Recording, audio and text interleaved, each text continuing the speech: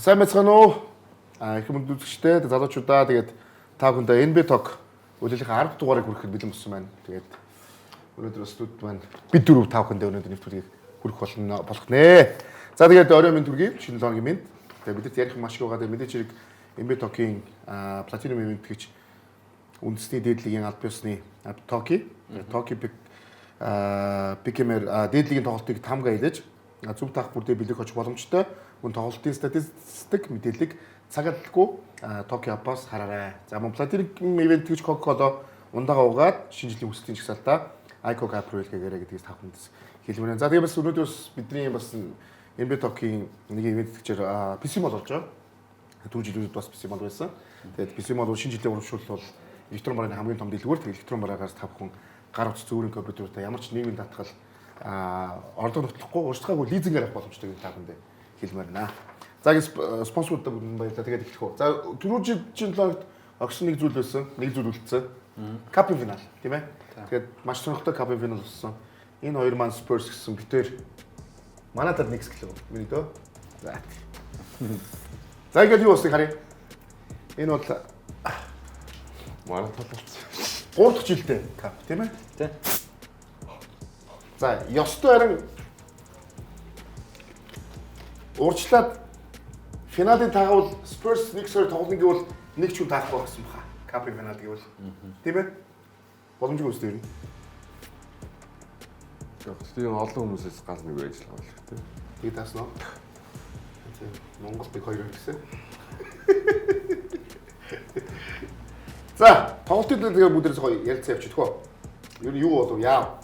Яг нь ихнээсээ ямар болов? Тоглолтын ихэнх үед бол San Antonio Spurs 3 үед баг илүү оноор явж байсан шүү. Favorite нугасаа Spurs дээр байсан шүү дээ. Үгүй favorite нь Knicks дээр байсан. Knicks байсан уу? Оо тийм үү? Тий. Wemby сэлгэнээс тоглолтыг эхлүүлсэн.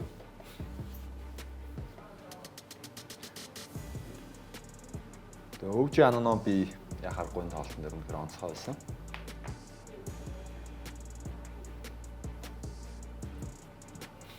Mitchell Robinson 4-р үе дээр амар байсан тийм. Тэгээ өвжи Анано бол ер нь зүгээр 4 үе жигэд тоглосон. Тэгээ нөгөө нэг бас Нью-Йоркийн бас нөгөө нэг шин зэрэг байгаа шүү дээ. Түрүү жилийн драфтын 2 дугаар тойргийн коллект тийм. Тэр залуугийн юунуудын сая юунууд капуудын юуд дээр ерөөсөө цоорлоо шүү дээ. Дандаа 10 доноо авлаа тийм. Тэгээ тэрийг тий одоо энэ тэнцэнээс хамгийн одоо X factor гэж бид ярьж байна шүү дээ. үгүй хамгийн одоо ашигтай ажилласан хүн гэх юм уу. Цалингаасаа илүү мөнгө авчиж байгаа байхгүй? А юу нөө? Кап төрүүлээ тийм. Чи кап дээр түрүүлэг хийдэг авч байгаа лээ. 500 мянга. Хүний 500 мянга бол. За. Цалин 100 мянган доллар.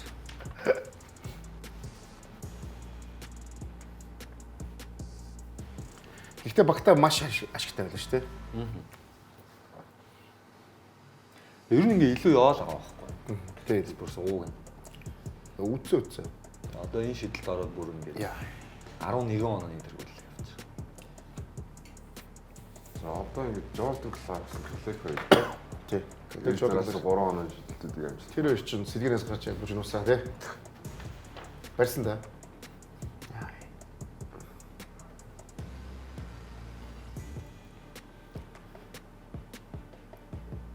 За энэ нөгөө Mitchell Robinson 2 дахь. Mitchell Robinson ч 4-р үе дээр л ихэд 7 тоглоом амар авчихсан. За Лас Вегаст Амар статистик байсан. Spike Lee ирсэн байгаа дэмжиж байна.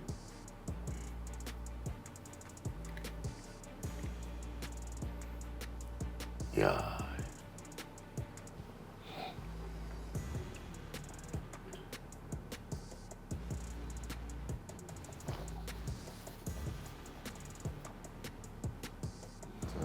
Энэ яг хэцүү загнал болсон л доо. За тэгээд Анар битэр ирсэн. Энэ баг угаасаа NBA-ийн аврах хол ивч ядаж кап төрүүлчихсэн гэдгсэн чинь кап аврах боллоо. Таалт гэсэн би тийм шүү. Би юу тэгж хэлсэн. Чи юу гэхдээ нэг төрүүлж хэлжсэн тий. За энэ тоглолтын талаар яг ярьцгаая. Тоглолт яг юу болов? Кап дээр юу яг юу болов? Баясгаас ихтгэв. Spurs-ийн одоо Spurs-ийн гараа их тааруу тоглолцсон. Аа. Яг жигд нэг 10 дон авцсан юм шиг харагдаж байгаа боловч тэр дунд нэг 20-с дээш он авчих 2 тоглогч юу байн байгаа ч сүрийг үед. Тэгээд standings харах юм бол Spurs одоо л дээгүүр явж байгаа. Тэр утгаараа яг тэр тоглолт тийм ожил авч байгаа тоглолтууд бол нэг гараанаас 2 тоглогч 20-с дээш он авчих. Вембаньяма бол хийдэг юм а хийдэг. Тэгээд энэ тоглолтын дээр нь биеийн хүч дутуу юм шиг санагдсан нь бол Ньокийн хакер хамгаалт бол ерөнхийдөө илүү их physical контакт ихтэй хамгаалалттай тоглосон. Ялангуяа сэлгэнээс бол Вембаньяма 24 минут тоглоод 18 он авцсан байгаа. Гэхдээ Вембаньяманы 24 минутанд баг 30 он авчих хэмжээний тоглолцтой. Гэхдээ түүн дээр ирж байгаа хамгаалтууд Жош Арт, Анунобер ээлжлэх хөвчлэн хамгаалсан. Тэгээд аль болох царигны доторх хагас тойргоос гадна хамаад байлгахыг үргэлж зорж исэн. Маш их физикал тоглосон. Тэгээд энэ ч үр дүнгээ өглөө. Тэгээд дээрээс нь сая түрүү ярьсан Колекиг ярьж байна. Колек сэлгэнээс бас нэг 16 онооч л авсан. Jordan Clarkson нь үнэхээр сайн тоглосон. Сэлгэнээс 18 он авсан. Өмнөх нөө нэг там өгж явахд бол хэлсэн шүү дээ. Никсийн сэлгээ дотох юм шиг санагдаад байна гэдэг. Тэгсэн чинь тэр хоёр нь үнэхээр сайн тоглоод гарааных нь бол угаасаа Spurs-ийн гараанаас илүү тоглосон. Тэр хоёр л одоо 30 дол авчиж шүү дээ. Тэгэхээр багт шууд. Миний хувьд бол үнэхээр яг Никс одоо илүү юу юм бэ? Арай 90 цент хүрсэн гэдэг шиг. Арай нэг ахнарын туслах усаа тий. Тэгж санагд. Сая тэр нэг 12 оног 4-4-д барьчих шүү дээ. Тэгээ 4-4 дээр тэр бол туршлага дээр нь хождог гэж бид нар ярьдаг. Уусаа тийм байдаг. Тэгээ тэр тал дээр юу? Яг тэр л болчихлоо тий ер нь. Задуу тоглогчдод нөгөөдөл нь арай илүү туршлагатай байх шиг байлаа тий. Тэглээ. Team score favorite гэдэг тийм байсан байх үү тэр нь. Чиний яг бодлоо. Гэхдээ яг тэгэл яг баясаа хэлсэн дээр ерөнхийдөө санал нэг байна. Тэгээд яг Mitch Robinson бас сэлгэнээс тоглосон тий. Нөгөө Josh Hart иргэд гарааны бүрэлдэхүүндээ гараа. Тэнгууд ингээд сэлгэнээс ройл өндөртөө 3 тоглогч гурлаа ер нь зүгээр маш сайн тоглолтыг үзүүлээд хувийнхаа нөлөөгөө зарим бүр давуулаад үзүүлсэн юм тоглолт болсон учраас тэр л ерөнхийдөө тоглолтын эргэлтийн цэг болчлаа. Тэрнээсээ бүтэн 6-аар харах юм бол энэ зүгээр яг 48 минутын 40 минутанд нь тоглолтыг контролцсон баг нь бол уг нь Spurs байсан. Тэгээ Jalen Brunson-ы энэ капд Jalen Brunson хамгийн онцгой тоглож исэн тоглогч лигийн бүх тоглогчдоос. Гэхдээ яг энэ цувралын яг сүүлийн финалийн тоглолт ихний 3 үедэр бол Brunson тоглолтыг тодорхой хэмжээнд хязгаарлаж чадчихсэн ч гэх юм Spurs-ийн урд шугны хамгаал. Тэгэд баясаагийн хамгийн санал нэгдэж байгаа нь яг харахгүй биеийн хүчний тоглолт жоохон дутуу яалтч санагдлаа. Тэгээд өнөөх л нэг яриа руу дахиад орно л доо 4 номер жоохон дутуу байгаад байна тий. Harrison Barnes. Арай байрал дээр сул тоглогч нь болчиход байна. За тэгээд Jalen Brunson 6 тоглолтонтой 33.2 оноо тийм ээ. За тэгээд мэдээж хэрэг тимч болохоор юуны капын MVP-гээр нийлүүллээ.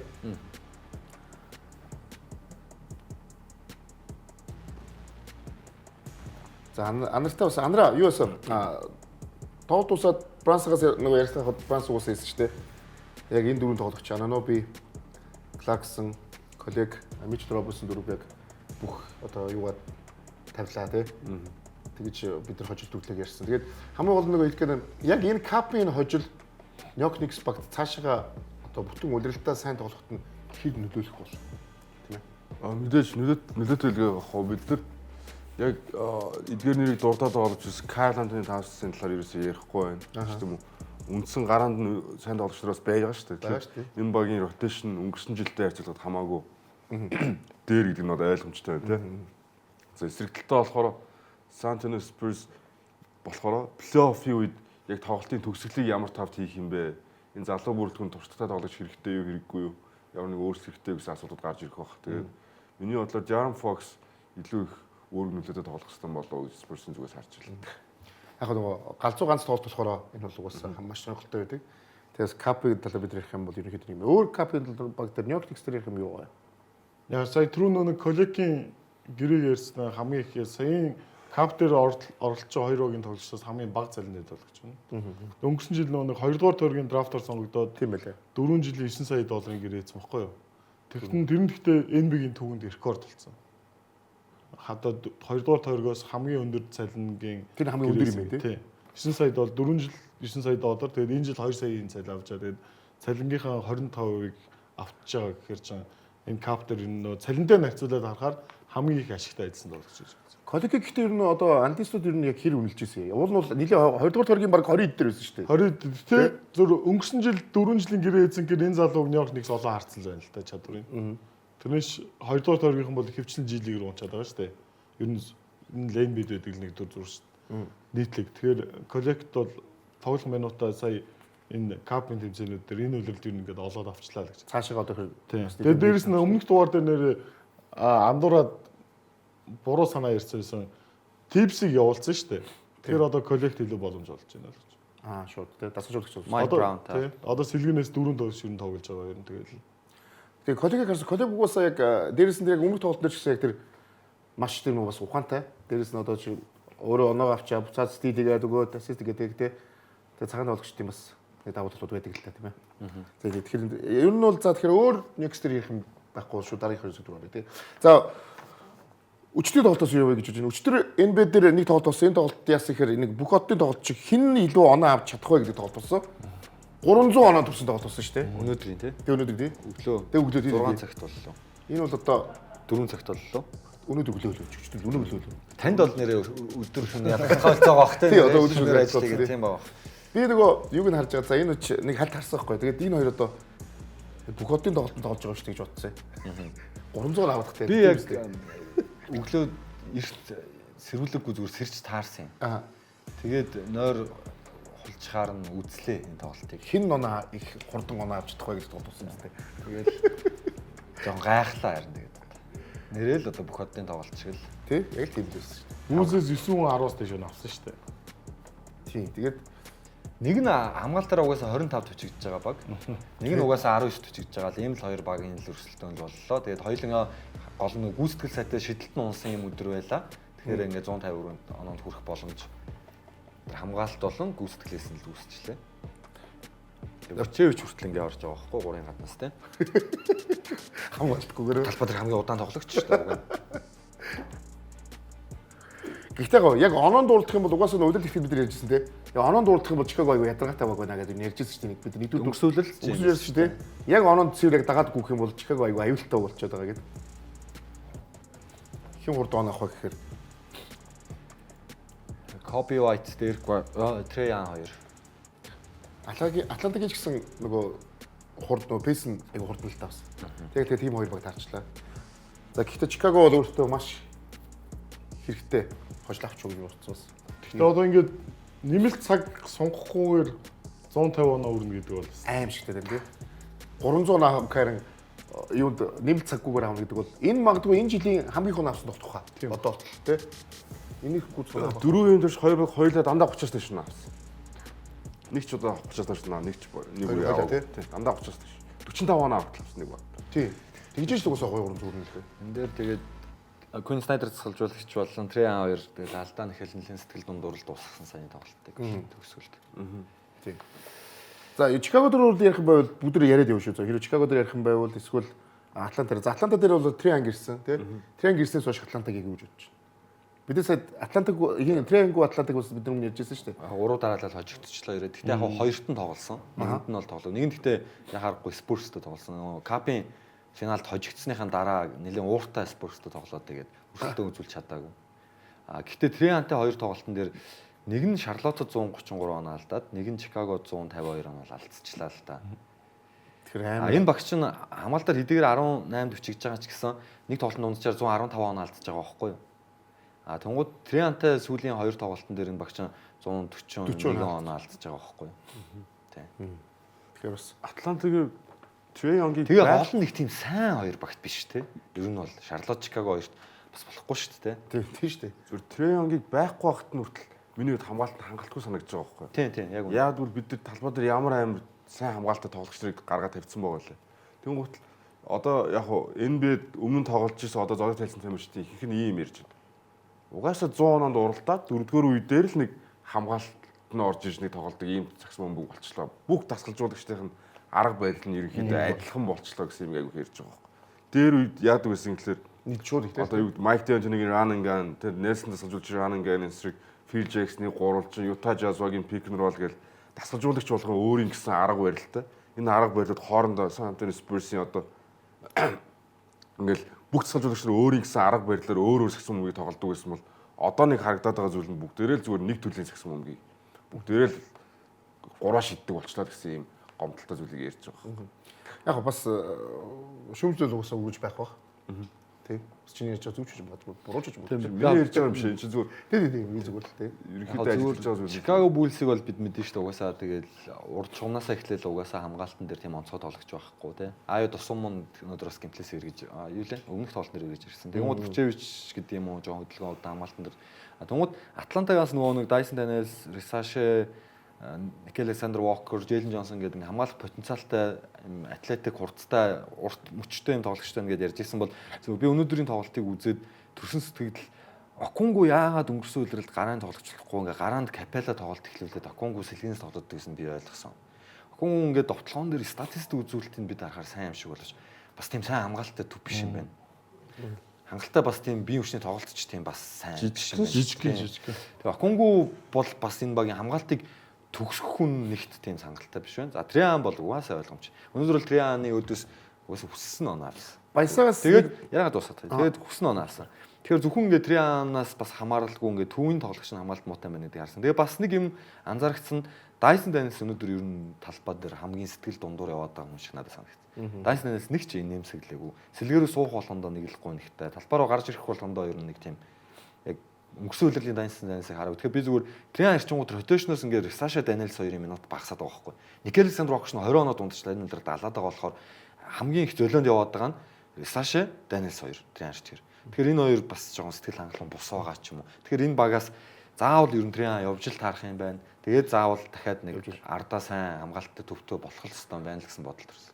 Баясаг Dyson Daniels гэхдээ өнгөрсөн жил энэ жил бүр харагдаад байгаа сул тал нь юу гэхээр 3 онооны шидэлтийг үлрээд 12% шидэж байгаа байхгүй. Тэгэхээр яг Dyson Daniels-ын байр дээр өнөөдөр чи 3 онооноос шидэж чадахгүй бол ер нь ажилгүй болох магадлалтай сэлгээрүү суух магадлал ихсэж байгаа гэсэн үг. Өнөөдрийн систем гээ. Юу, баясаа ер нь Триангтай Атлантад бол юу ч итгэхгүй байгаа юу? Трианг Атланта Hawks Dallas Mavericks нэг солилцоо игээд тэр үеэс л ирсэн шүү дээ. Dallas Mavericks сайхан хомбчлоо гэдэг. Трианг угаасаа л overrate тоглож миний хувьд үргэлжлээс ирсэн. Тэгээд яг өмнөсөн зөндөл ярьсан. Статистик үзүүлэлт харуул яг нэг тоглолчийн статистик харах юм бол сайн. Тэгээд тасгалжуулагч болсноос хойш яг нэг хар тамирчдын ярьдэн шүү дээ. Миний статик харалтаа гэдэг. Гэхдээ яг талбай дээр үзвэл Монголын дигцэн юм аюул их анзаа. Efficiency дээр харах. Яг хувийн статистик нь сайн байгаад байдаг. Баг нь хочихгүй байгаад. Тэгэхээр энэ тоглогчдын ур чадвараа өөрсдийнхөө ур чадвараар хувийн статистик ингээд авраад дээшлүүл яваад тохиолдлууд маш их харагддаг. Тийм, юу ярих юм бол бид нар өмнө ярьж байсан шүү дээ уусаа. Ассистент лигийг тэргүүлээд байгаа шүү дээ. Сүүлийн жил одоо хамгийн сайн ассист өгж байгаа. Дээрээс нь тийм тэгээ одоо 30 оноо 20 оноо дунд 30 оноо. Тэгээ тулгааг хэлж байгаа үнэн. Хин Окунгу анарч хэлсэн. Окунгу бол үнэхээр яг гургууд энэ дээд зэрэглэлийн төвчнээс гисэн хүмүүс бол яалтчуд гарааны төвд болж биш. Урдталт нь угаасаа Трианг хамгаалт угаасаа урдтлын шугамаас гэж урдталт нь Трианг хамгаалахгүй голдны 3 хичээгээд байдаг. Төгсгөлийн нийтийг Окунгу төвийн дөөцөөс муу гэхээр Атланта Hawks хамгаалт яагаргүй л муу. За бүгд дараагийн юу оръё? Томир оръё. Boston Celtics, Toronto Raptors.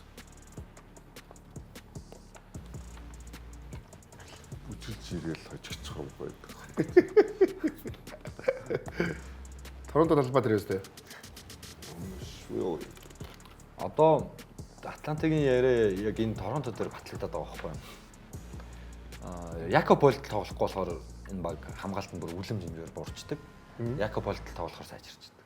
Тэгэхээр яа харахгүй төвийн тоглогч хамгаалт сайтай л байхгүй бол сагсан бомбын одоо нэг холбогч хэрэгтэй гэдэгт ялгаагүй. Холч өсөсө каптер ирлөө. Каптер ирлөө Торонто дээр. Нэг тоглолтын дээр нь тоглоод нэг тоглолтгүй байгаа байхгүй. Тэр нурууны гэмтэл 100% идэхгүй. Одоо жишээ нь энэ тоглолтын дээр Якоб Полтлгүй тоглолцож байгаа. За статистик харуул нөгөө Мамкшвели чинь тунд агуу тоглолцож байгаа. Тий. Гэхдээ бас хамгаалт 0 болчиход байгаа байхгүй юу? Одоо энэ Кета мета хүртэл ингээд бодогдоод талбайд дэлгүрхэл Тэнгууд өнөөдөр бас Торонто тоглолтыг маш сайн эхлүүлж байгаа. Өнөөдөр хожигдсан юм. Торонто.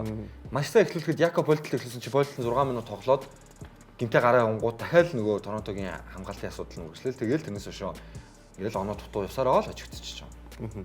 Тэгэхээр Торонто Raptors бол хоёр асуудал байна. Якоб Пойлтлийн гинтлийн асуудал байна. Мөн Emmanuel Quickley гэдэг тоглогчийг яг яах юм бэ? Гэрээг нөхцөн байгаа гэдэг энэ тоглогч бол яг үнэн гэлэхэд үнэхээр муу байна. Одоо энэ сэлгэнээс тоглож байгаа нэг шийдгээ тоглогчоос нөлөө бага байгаа байхгүй. Гэтэ энэ жилийн Торонтогийн хувьд чинь Анар Баясаа юу гэж бод. Ер нь бол сэтгэлд бол 4 жилээс бол хамаагүй өөр болсон мэт дээ. Яг төрөжлөгөөс бодвол арай дээр л байна. Тэгээ сая тулааг хэлж чадвал 100% санал байна. Raptors сүүлийн 10 тоглолтоос нь 3 жил болчихсон л. 7 хожигдсан байж тээ. Подлыг эмч шууд нөлөөлж байгаа юм шүү дээ. Яг үнэ. Подл тоглож байгаа үед хожоод байгаа. Одоо чинь каптер хожсон шүү дээ. Хожиж байгаа сүүл хожигддаг болчихлоогүй тийм. Эхнийхтэй нь хожичоод сүүлийнхтэй нь тийм яг тэгээд ээжлээ нэг 2 3 тоглолт ч юм уу тоглож байгаа өнжөөд байгаа нэг тийм зүйл ажил. Тэгэхээр энэ нөгөө юу хэлж ирэхээр бас хахад би нөгөө та нөгөө ярианаас бас нөгөө яг нөгөө бид нар нөгөө энэ бид нөгөө хамгийн дутагдаад байгаа байрлал бол нөгөө төвийн байрлал гэх тийм. Одоо нөгөө нэг гой төвийн тоглогч нар гэдэг энэ багт бол хамгийн ихтэй тоглогчдын нэг төв болчиход байна уу тийм. Үнэн үү яг тэр. Би бол Европ тасалжуулагчтай хамгийн цөөхөн богдын нэг нь Торонто Raptors байгаа. Тасалжуулагчид бол би маш сайн ажил өнгөрсөн жил хэдэн ажил авсан багийг энэ жил ямар сайн тоглож байгаа гэдгийг хайсууч харах хэрэгтэй. За тэгэхдээ гараа болон сэлгэн дандаа ингээд гинт бэртлээс болоод ерөөсө бүтэн бүрэлдэхүүнээрээс тоглохгүй байгаа баг Торонто Raptors байгаа байхгүй. Тэгээ RJ Barrett байхгүй байгаа тийм. Сүүлийн хожигдлууд нь тэрнтэй нэлээд холбоотой. За Повтлийн хувьд ярих юм бол мэдээж багтаа маш нөлөөтэй тоглогч. Гэхдээ ганцхан Повтл байхгүй болохоор хамгаалалт байхгүй удаад энэ муудаад ирэх юм бол энэ бол өрөөсгөл. Яг л тэр ганцхан төвийн тоглогч төв дараад тусалдаг биш. Багийн бүх тоглогч нар хамгаалтанд оролцдог болохоор чи арай өөр нэг ротейшн нэг арай өөр юм болчиход. Гэхдээ Повтл яаж ч айгүй нөлөөтэй. Тоглогоо хамгаалалт аль алин дээр. Гэхдээ Повтл ямар ч статистик үзүүлэхгүй гэж болно. Тэгтэл багт айгүй нөлөөтэй тоглогч байна. Тэр өндөр үнэ юу вэ? Байнга зайлшгүй. Өндөр төвийн тоглогч гэхээсээ илүү ерөнхийдөө яг хувь тоглогчийн хувьд багийн төлөө тоглодог тоглогч болохоор. За юу вэ? Нөгөө талд болохоор бид нар Бостон очсон. Бостонгийн тэр тусмаа Derek White-ийн энэ үдрэлд үзүүлж байгаа статистик болохоор 18.3 оноо, 4.1 самбар, 5.1 дамжуулалт тийм ээ. 1.3 таслалт гэдэг. Тийм аялын тоглолтоор явж байгаа яг сая Торонто Канадад очиж тоглохын өмнөх өдөр нь Майами дээр очиж ажилласны дараа Эрик Спойстроо засгалжуулагч ингэж хэлсэн байна лээ. Гэхдээ бас лигийн бас хамгийн мундаг засгалжуулагчийн нэгээс ийм юу аавна гэдэг бол сонсно гэдэг бол бас тийм. Үнэлэмж аавна гэдэг бол энэ бол яг нь зүгээр бас ямар ч засгалжуулагчийн нэг тийм багтаа байрлахыг хүсдэг төрлийн тоглогч болоод хөгжчлөө л дөө. Яа харахгүй дээр White Spurs-ээс явснаас хойш тийм. Тэгээ аврагч боллоо, Америкийн шгшээдээч багтлаа. Тэгээ Derek White-ийн нэг онцгороод байгаа юм юу гэхээр яг хаалт тийм. Хамгаалалт бол маш сайтай. Тэгээ довтлогоо. Дээрээс нь довтлогоон дээр зүгээр шидэгч биш шүү дээ. Чи холбогч хийгээд байгаа байхгүй юу? Тэгээ одоо статистик харж байгаа 5 ассист дундчилж байгаа гэдэг бол сайн маш сайн байгаагийн шинжтэй. Тийм шүү дээ. Ер нь 2 номер. Тэгээ гол нь эргээд уртлын шугмын гол нь эргээд эсрэгүүгийнхаа уртлын шугмын хамгийн сайн дурдчийг хамгаалдаг.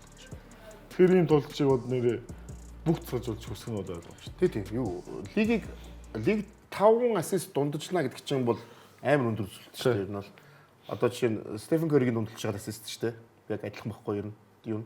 Тэгэхээр бол аюу том толдоо. За тэгэхээр юутай гэхдээ өөр Бостон чинь ярих манайхан дээр юм байгаа лөө. За би энийг харах юм. Тэгэхэд за нөгөө хамгийн их нөгөө дутуу үнэлэгдсэн тоглогчдоос одоо нөгөө юу авсан санал авсан гэж. Trey Murphy, Christian Brown, Christian Brown, Josh Hart, Derek White, Anunoby, Colin Sexton тий. Michael Porter Jr. За Grayson Allen тэгээд Jalen Johnson тий. Trey Murphy одоо яасан ч харин Andre тийчээс тоглохгүй тэг айгу муу тоглоод. Харин Trey Murphy гэж байгаа хаа.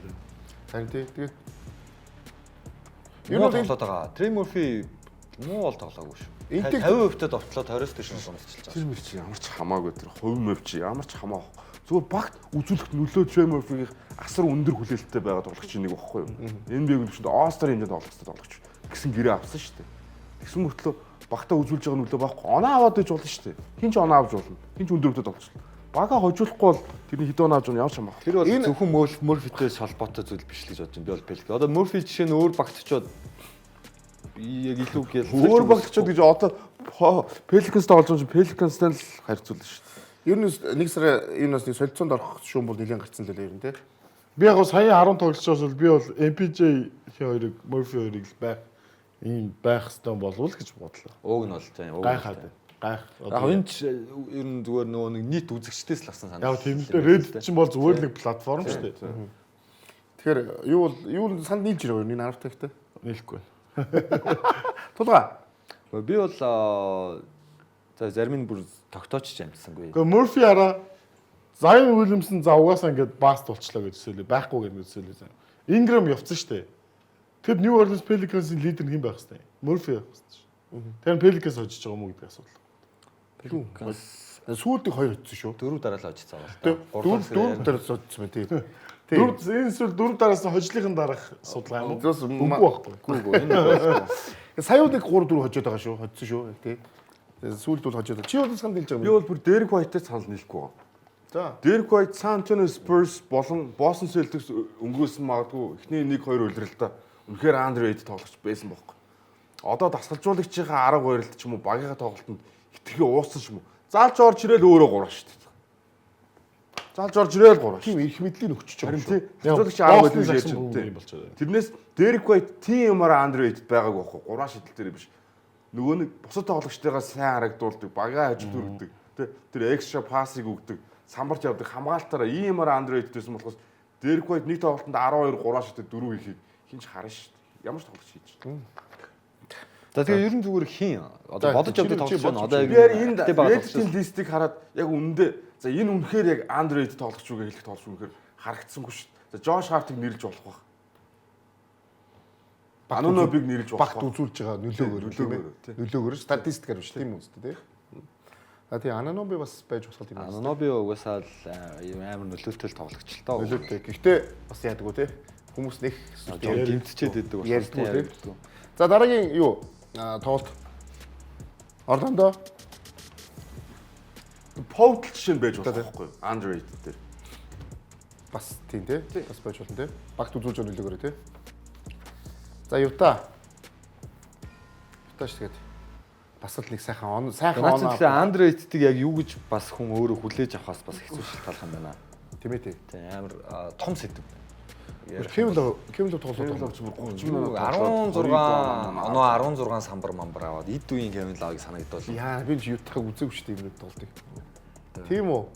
Анаа яг Walker Kessler удирдалтанд дууссан шүү дээ. За тий за. Тэгэхээр ингээл сэлгэнээс минут олдсож байгаа байхгүй. Гой оноогүй сайн авч илээ. Зарим багийн эсрэг бол айгүй оноо авч илээ. Нэг шар өмсөлтөө багийн эсрэг 135 оноо авч илээ. Нэр өчтөр ялтаа би тэрийг яриа бичсэн. Тэрийг сайн та хамгаалт ирлээ шүү дээ. Би мэдээгүй өчтөр Лекс чи хамгаалтаар 29 тавьж байгаа юм шүү дээ. 29 гинэ. Мэдгүй анзаараагүй мэн үү. Clippers нөжигдсэн ганц баг л болчихлоо шүү дээ. Гүг наач юм даа. Тэгж наач юм яг дөрөв гарааны 3 тэгээд доонч гимтэй гарч хариу өөрлөхтэй. Ер нь гэхдээ би чинь тэгж бодоагүйсэн байхгүй наа. Өчтөр л арга 29 дэх баримт гэжтэй. Тэгэхээр нөгөө нэг хөөсөө юу гэдэг нь бас ярих хэрэгтэй юм байна. Чикаго ч 28 төвчж байгаа шүү дээ. Тэгэхээр чи Чикагогийн ард очиж байгаа юм. За баярлалаа. Тий. Тэгэхээр нөө итгэхгүй байгаа юм тийм л юм байл л хүмүүсээ. Энэ айгуу сонирхолтой болсон шүү. Тэгсэн шүү харин тийм. Канте Жорж. Амар тоглолт хийсэн. Керо. Канте Жорж энэ жил үнэхээр өөрийгөө бас харуулж байгаа. Ингээ овертайм гарсан. Антони Блак энэ уг нь алдаатай ч байрлаж чаалаа. Антони Блак бол энэ жил бол өөр байгаа шүү. Бас тий. Гэхдээ өөрөө энэ үнэхээр буруу хамгаалсан.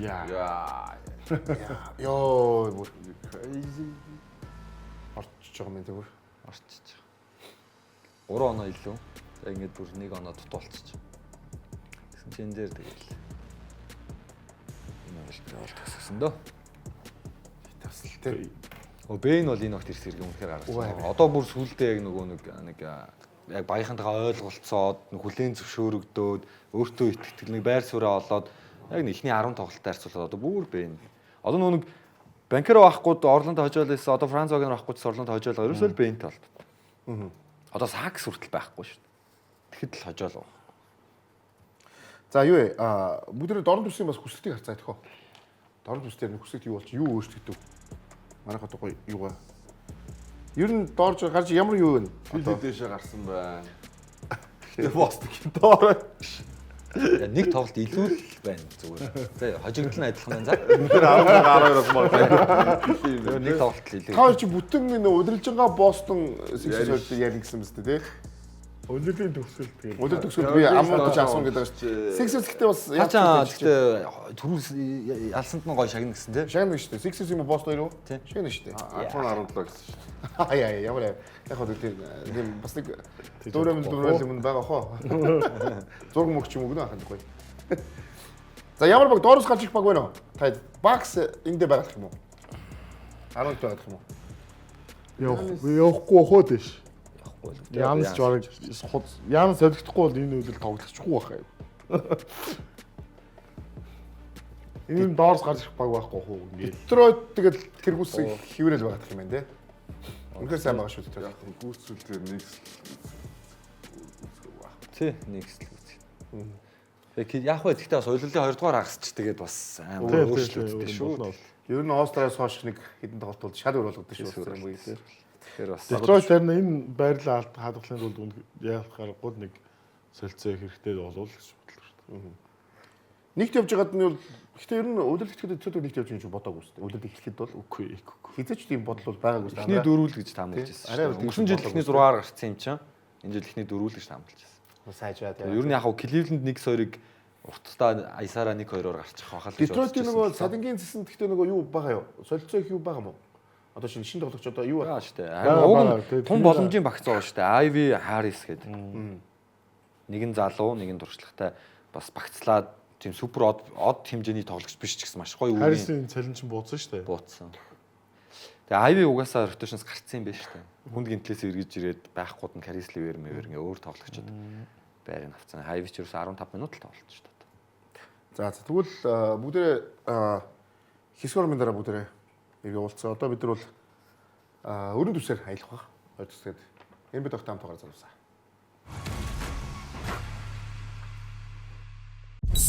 Нэвтрүүлгийн Platinum Event гэгч Саксан бөмбөгийн спортыг дэмжигч Coca-Cola. iCoke хүслийн шинжил хөтөлбөр эхэллээ. Та MCS Coca-Cola-гийн бүх төрлийн бүтээгдэхүүнийг уугаад бөглөөнд орох кодыг iCoke аппликейшнд бүртгүүлэн хөтөлбөрт оролцсноо. 10 бөглөө уншуулга тутамд супер хүслийн жигсаалтаа сонгож хүслээ илгээх ба 10 дахь үе хүртлээч олон бэлэг хожих боломжтой. Хөтөлбөр 12 дугаар сарын 25-ны хүртэл үргэлжилнэ. Нэвтрүүлгийн Platinum Event гэгч Future of Lifestyle Toki. Монголын Саксан бөмбөгийн холбооны үндэсний дээдлигийн тоглолтын ажлыг Токи PKM-ээр тааж бэлэг хож бөмбөг бөөрө хийгдэгдээ. Дараагийн удаа ямар багууд хоорондоо таарч хэн нь очих бол та зүүн зөвхөн нэгэн аль эсвэл Саксан бөмбөгийн орготон аль нь ч байж болно. Монголын Саксан бөмбөгийн холбооны үндэсний дээдлигийн албан ёсны апп Токигийн PKM-ийг нэвтрэн дараагийн тоглолтын ажлыг тааж iPhone 17, PlayStation 5 зэрэг олон бэлгийн эзэн болоорой. Toki App Entertainment-с лиг рүү орон PKM-с тоглолтоо таамаглал бэлгийн хож.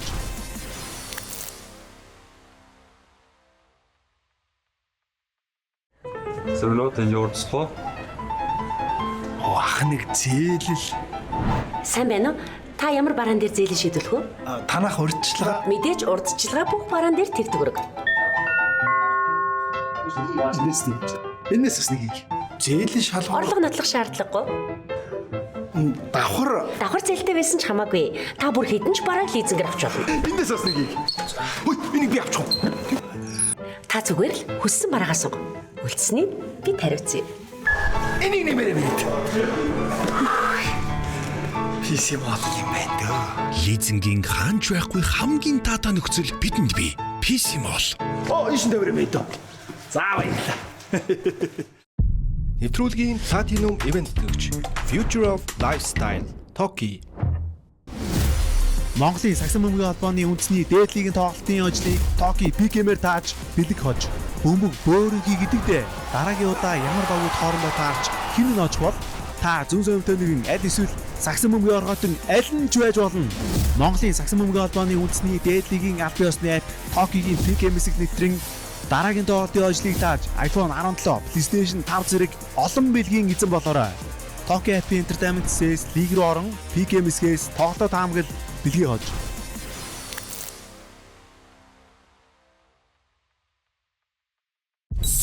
Нэвтрүүлгийн Platinum Event Plus.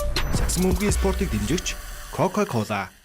iCoke хүслийн шинжил хөтөлбөр эхэллээ. Та MCS Coca-Cola-гийн бүх төрлийн бүтээгдэхүүнийг уугаад бөглөөнд орох кодыг iCoke аппликейшнд бүртгүүлэн хөтөлбөрт оролцсноо. 10 бөглөө уншуулга тутамд супер хүслийн жигсаалтаа сонгож хүслээ илгээх ба 10 дахь үе хүртлээч олон бэлэг хожих боломжтой. Хөтөлбөр 12 дугаар сарын 25-ны хүртэл үргэлжилнэ. Зөвлөд энэ урдслоо. Ах нэг зээлэл. Сайн байна уу? Та ямар бараан дээр зээлэн шийдвэрлэх вэ? Танах урьдчилгаа. Мэдээж урдчилгаа бүх бараан дээр тэр төгрөг. Энэс гэснийг зээлэн шалгуур Орлого нотлох шаардлагагүй. давхар. Давхар зээлтэй байсан ч хамаагүй. Та бүр хэдэн ч барааг лизингээр авч болно. Энэс нэгийг. Хөөе, энийг би авчих уу? Та зүгээр л хүссэн бараагаа суг. Үлдсэнийг би тариуцъя. Энийг нэмээрэй мэд. PC мод юм байна дөө. Лизингийн хаанч байхгүй хамгийн таатай нөхцөл бидэнд бий. PC мол. Ишин дэврэ мэд. За баярлалаа. Нэвтрүүлгийн ерөнхий ивент тэтгэгч цахим технологи цахилгаан барааны дэлгүүр PC мол. Зөвлөд энэ урдслоо. Ах нэг зээлэл. Сайн байна уу? Та ямар бараан дээр зээлэн шийдвэрлэх вэ? Танах урьдчилгаа. Мэдээж урдчилгаа бүх бараан дээр тэр төгрөг. Энэс нэгийг. Зээлэн шалгуур Орлого нотлох шаардлагагүй. давхар. Давхар зээлтэй байсан ч хамаагүй. Та бүр хэдэн ч барааг лизингээр авч болно. Энэс нэгийг. Хөөе, энийг би авчих уу? Та зүгээр л хүссэн бараагаа суг. Үлдсэнийг би тариуцъя. Энийг нэмээрэй мэд. PC мод юм байна дөө. Лизингийн хаанч байхгүй хамгийн таатай нөхцөл бидэнд бий. PC мол. Ишин дэврэ мэд. За баярлалаа. Нэвтрүүлгийн Platinum Event Plus. Сагсан мөнгөний спортыг дэмжигч Coca-Cola.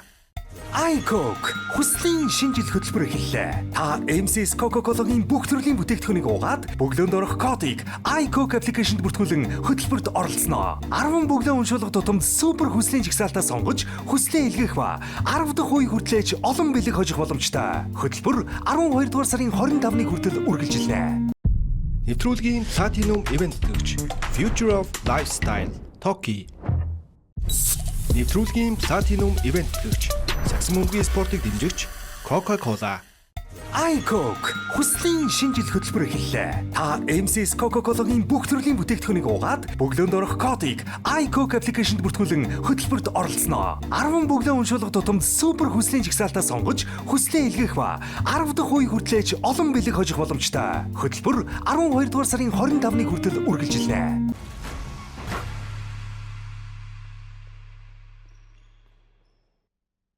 За цаг 22 цаг болсон байна. Тэгээ Platinum Event гихч Ultra Cool, Ultra Smooth, Singur, Ultra байгаа гэдгийг та бүхэндээс хэлмээр байна. Тэгээд зүйлийн амтыг таашаадаг Cool залуучууд зориулсан Singur брэндийн шинэ төрөл Singur Ultra гэдэг.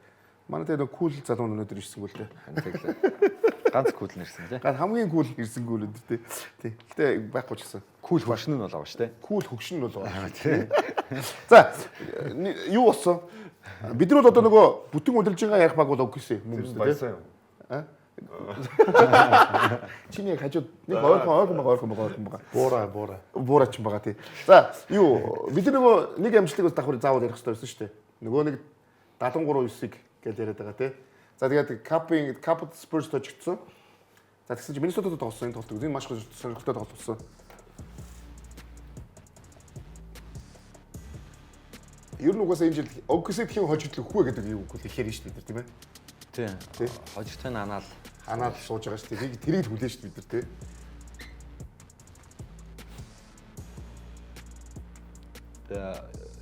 Ер нь зүгээр OKC-г Minnesota тоглолт Яа. тийм л уур амьсгалтай болсон. Хөөчлөө. Тийм, Крисмас суулж байлаа шүү. Хөөчлөө юм тий. Хөөгдөд $35 million тоглосон байна. За баярлалаа. За харин OKC-ийн болохоор яг нөгөө бэлтгэмжлэхгүй яг нөгөө бүрэн бүлтгэрээр тоглож байгаа бүлтгэн шүү дээ тий. Яг бүгдээрээ тоглож байгаа шүү дээ. Коучгүй хайг юм сайн. Ант нэг 3 тоглолтод амарчаад орж ирж байгаа. Тий. Minnesota гэхдээ ер нь бол сайн байсан шүү. Яг хөө тэгэл угсаа нөө өнөө цагийн маш гоё залуу хоёр лигийн үр царай юм өрсөлдөөн шүү дээ. Байрлал ч гэсэн ер нь адилхан хоёул урж байгаа юм. Тэгээ угаасаа л нэг Америкийн шиг Канадын шиг гэдгээрэл Алдаа яа. Төгссөн. Яаж унсыг нь харуулж байгаа. Тэгээ чи аюул санийх юм шиг аюул аюултай шүү дээ. Бэртэл өвчлөхөөр. Гэхдээ энэ дээр харин эсэргээрээ тэгэл интернетээр ч нөгөө нэг шей дээр алдаа өгдөг болсон. Ингээ мем явдаг болсон. Тэгээ саяны жижигхэн түлхэлтэн дээр сүртэй унлаа гэдэг бас ярианаар яваад байгаа. Саний үргэлжлээ яалтчгүй халтаал шүү дээ. Гэхдээ тэгэл шей зүгээр гимтэхгүй тул барыг бие зүгээр сул тавиал унж байгаа бас. Огсын бол нийлүүл яваад байгаа. Биш ээ, дутуу яваад байгаа тийм зүг дээр. Гэсэн илүү яваад байна. Минсот илүү. За 100. Яа. Шей. За 2. Шинэ үеийн лигийн 2 нүүр цагаан тий. Тэ. Энэ шийдэл дараа нь одоо энэ хаалт шүү дээ. Дахиад өөрөө хамгаалт. Biz Энтони Эдвардс хамгийн дуртай юм энэ Энтони Эдвардс яг чухал тоглолтын дээр үнэхээр төвлөрж гарч ирж чаддаг. Өөрөө хүсэх юм бол тэ. Хүсэх юм бол. Гэхдээ одоо юу гэх юм шүү дээ тий. Айгүй эм байгаа шүү дээ бас. Гүү шүү дээ гайгүй шүү дээ. Харин бүр хортой шартай. Баг рук хөлрлөөсөө л ийм шартай. Дандаа их эм орно бас. Яаж эм орсон юм? Хай үе нэг эм орт юм блэ. Харин жишээ л дээ. За ямар ч гэхдээ Өгсийн 25 3. Тий. Тэгээ нэг хожид өгсөн баг ямарсан бас юу болоо Миннесота боллоо. Тий. Тэгээ Миннесотагийн тал дээр юу нэ Өгсийн тал дээр юу ярмаар тулгаас эхлэе. Энэ тоглолтын талаар юу нэ Өгсийн яг юу нь болсон юм тоглолтын дээр. Үгүй яах вэ? Нөгөө нэг супер баг болохгүй юм байхгүй ш. Болохгүйс гэж хэлээд их юм байхгүй дээ. Яг нэг хожид бол зүгээр ингийн л үзүүлж гэж. Тий шүү дээ. Нурт үлрэлт бол нэг хожигдсон асуудал шүү. Эхний хожид бол баясаа нөгөө Spurs хожигдсон хожид сэтгэл санаанд хэр нөлөөсөн бол капын хагас финалд. Уу яг зөв капт бол төрүүлгийг хүсэж исэн л багтал ойлгомжтой. Тий. За сэтгэл санаагаар хэр нөлөөлж байгаагүй нь бол мэдэхгүй юм. Зүгээр тодорхой хэмжээнд зүгээр нэг бодол төрсөн л байлгүй дээ. Хүрж байгаа юмдаа хүрч чадаагүй, хүсэж исэн юмдаа хүрч чадаагүй гэдэг. Нэг юм ганирхал гэдэг юм. Юу гэдэг. Нэг жоохон гомт өөртөө сэтгэл дундуурч юм. Яг тэр үед байсан л баг. Яг тэр үед Миннесота тоглосон шүү дээ. Тэгээд магадгүй зүгээр тэр яг тодорхой хэмжээнд нөлөөсөн л баг. Гэтэ яг мэрэгжлийн дамжид улирал урт гэдгийг аль хэдийн мэддэг болчихсон. NBA-гийн авраг авсан залуус учраас тэр тал бас нэг талаар гайг үжсэн байж магадгүй. Яг ардаас нь Спурсыг хожицсон. Тэгээд OKC бол угаасаа авраг баг нуруунд дээр маш том бай байгаа шүү дээ. Бүгд л OKC-г л хожих хүсэж байгаа. Тэр утгаараа Миннесота бол бүх байдаг бүхнээ л гараад тоглолоо. Энтони Эдвардс сая тоглолтын төсөлд хоёр талд хоёулын дээр нь л өөрийгөө ажиллаа. Тэгээд орц ажилласан. Ана дээр Энтони Эдвардс дээр ярих юм байна. Яг Энтони Эдвардсын яг гол давуу тал нь яг энэ тоглолтын дээр харагдчихлаа юм л да. Тэр ямар ч тоглолтод хідэн шивтэй давталж ирсэн бай тоглолтын төгсгөлд тэр эцсийн шийдэлтийг хийгээсэж айдгүй. Яг тэр хамгаалтан дээр те. Ер нь бол яг энэ моментод тоглох гэж төрсэн тоглогч хэл байдаг юм санагддаг шүү дээ. Яг үнэ те. Хэр оргийн тоглогчд нэг байгаад байдаггүй сэтгэл зүй те. Бүгд юу Энтони Эдвардсын нүрлийн статик яриад гоо. За 28.5 оноо. Амар статистик байгаа сте. Зүгээр ер нь яг тэгэл нэрэл нэг 10 жилийн өмнө бол MVP л авдаг статистик байгаа сте. 10 жилийн өмнө лөө. Сүүлийн үед л энэ нэг олон улсын хэдэн л үнэхээр 30 доноо дундчлаад трипл дабл дундчлаад ингээд бүр утга алдуулаад байгаа болохоос биш. 5.2 3.8 те. Тэгээд эн чинь хардаа SG-ийн байрал дээр тоглож байгаа тоглогч 50% довтлоо 42% 3-аас шиднэ гэдэг чинь. Өнгөрсөн үеэлд 3 шидэлтийн гүйцэтгэл нь жоохон тааруу хитрхи олон шидэд гэсэн бол энэ үлрэл тэрийг засна. Би 100 дундын шидэлт, дундын довтлогоонуудаа сайжруулна гэж үлрэл дуусахад хэвлэлийн урлаар ярьж исэн. Тэр амдаа хүрсэн байгаа байхгүй. Зүгээр анхаарлын гадна л яваад байгаа энэ тоглогч. Тэрээс биш энэ тоглогчаар да 3 шидэлтийн нөгөө тааруу шидэлтийн сонголтуудаа засварлцсан. Тэгээ гүйцэтгэлээ сайжруулсан. Оноо авалтаа өсгсөн. Одоо Энтони Эдвардсын тэр энэ довтлогооны гүйцэтгэл, 3 шидэлтийн гүйцэтгэл, оноо авалт маавалт бүгдээ яг замлынхан дээд үзүүлэлт байгаа байхгүй. Миннесота юу 5 дугаар нэмж байгаа. Яг одоо. Тэгэхээр Миннесотагийн яг энэ жидийг яг юу гэж байна одоо хүлээлт төр хэрэг байгаа. Миннесота Одоо 20 гаруй Bones Highland-аас өөр ерөнхийдөө өөрчлөлтийг нэ хийгээгүй. Одоо сэлгэнээс нь ганц тоглож байгаа тоглогч Bones Highland нэмэгдсэн байгаа байхгүй. Тэгэхээр гарааны тавтаас яг Mike Conley-г сэлгэн суулгаад Vincenzo гараанд байгаа гэсэн тийм. Энэ өөрчлөлт харин яг контендер хэмжээнд энэ багийг авч чадах юм уу үгүй мүү гэдэгт бол би эргэлзээтэй байгаа. За тэгээ мэдээж энэ яриа бол байнга бид нар угаасаа энийг өмнө ярьжсэн шүү дээ. Угаасаа нөгөө бүтэн үе солигдож байна тий. Нөгөө LeBron, KD, Curry гэсэн тий. Хүмүүсийн сая бол одоо саяны Олимпиад хамгийн сүүлийн одоо райд нь байлаа тий. Тэгэхээр одоо нөгөө Америкийн нөгөө шгшээ багийн Америкийн хамгийн шилдэг тоглогч хин юм бэ? Гэхдээ одоо энэ тийм одоо Энэ яриа заавал одоо Tatum юм уу Edwards юм шууд ярьж шүү дээ хүмүүс тийм үү? Ер нь энэ хоёр дээр голцол ярьж шүү дээ. Tatum уу, Edwards уу, одоо Kate Cunningham орж ирж арай болоог үздэг. Одоо л орж ирж Donovan Mitchell ч гэдэм үү. Яг ингээд зөв эд үедээ үеийн эхэлж байгаа шинэ нүүр царай болж байгаа залуучуудыг нэрлэлвэл нэрэл гарын 10 дотор л байх цөөхөн бохоггүй одоо Тарис Хайли Бүртэн үү ч гэдэм юм ингээд яг нөгөө домгуудаа хасаа ичхаар. Тэгэхээр айнт яагаад байж болохгүй гэж. Надад бол ингээд саний нэр дуудахад айнт байж болохоор сонсогдоод байгаа юм. Гэхдээ яг өөрийгөө баталж харуулсан зүйл алга л да. Тийм. Тэр нь болохоор гол асуудал байна. Тийм. Зөв миний би бол ерөөсөө Антони Эдвардсыг яг нүүр царайг байгаасаа гэж ер нь бодож байгаа. Гэхдээ Джейсон Тейтум ялчгүй NBA-г авраг болцсон тий. Тэг утгаараа дандаа л урд нь явна. Зөв Антони Эдвардстай ганц санаа зовоодаг зүйл бол хитрхи их тэр нэг сошиал ч гэдэг юм уу ингээд тэр дистракшнууд нь карьерт нь ингээд зөргөөр нөлөөлж болох зүйлүүдээр заримдаа хитрхи анхаарал хандуулаад байна удаа гэж би тэр харж байгаа тий. Баясаг уус Эдвардс Tatum Эдвардс. Ер нь одоогийн байдлаар бид Tatum Эдвардс хоёрыг ярих баха. Тэгэх л баг. Гэтэ яг Tatum нь одоо тоглохгүй юм чи Эдвардс л байж таарна л да. Сая нэр дуурж Halliburton-ц нь бас байхгүй учраас American мөнгөний одоо нүрийг тахалдлах нь Эдвардс байна. Сая тулгаа амар хоёр ярьж байгаа өмнөд 100% санал хэлнэ. Эдвардс бол үнэхээр талбайн гадна тэр нэг анхаарлаа сарниулах зүйлс хитрхи их байдаг. Одоо бүр сошиал медиагаар өөрийнхөө шүтжүүлсэн гэдэг Durant-тайгаа бүр одоо бие биенийхэн ямар комент бичгийг хүртэл андаа сууж идэг болчлоо шүү дээ. Энд тийм. Тэгэл нэг юм бичгээр л заавал хариу өчтдөг. Тэгээд Durant бол хийдгээ хийсэн шүү дээ. Эдвардс бол Durant тэр тэнгэрийн амтгад Эдвардс бол газар л явж байгаа юм шүү дээ. Тэгэхээр өөрийгөө хаа зур нэг талаар нэг юм бодит байдал хийсвэр сэтгэлээ хоёроо нийцүүлэх хэрэгтэй байна л да.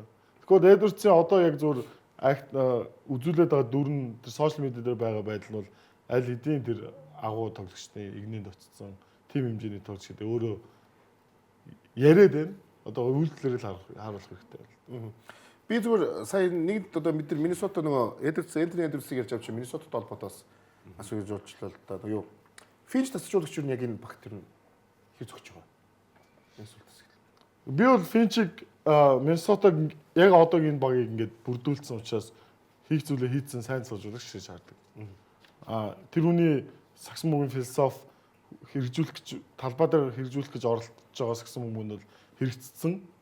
Ямар ч нэг төшөнд очсон байна. Гэтэ зүгээр одоо зүгээр миний хараад байгаа юм сая анар хэлсэн шүү дээ. Хэнийг баг зэрэг өөрчлөлт хийгээд байна гэдэг.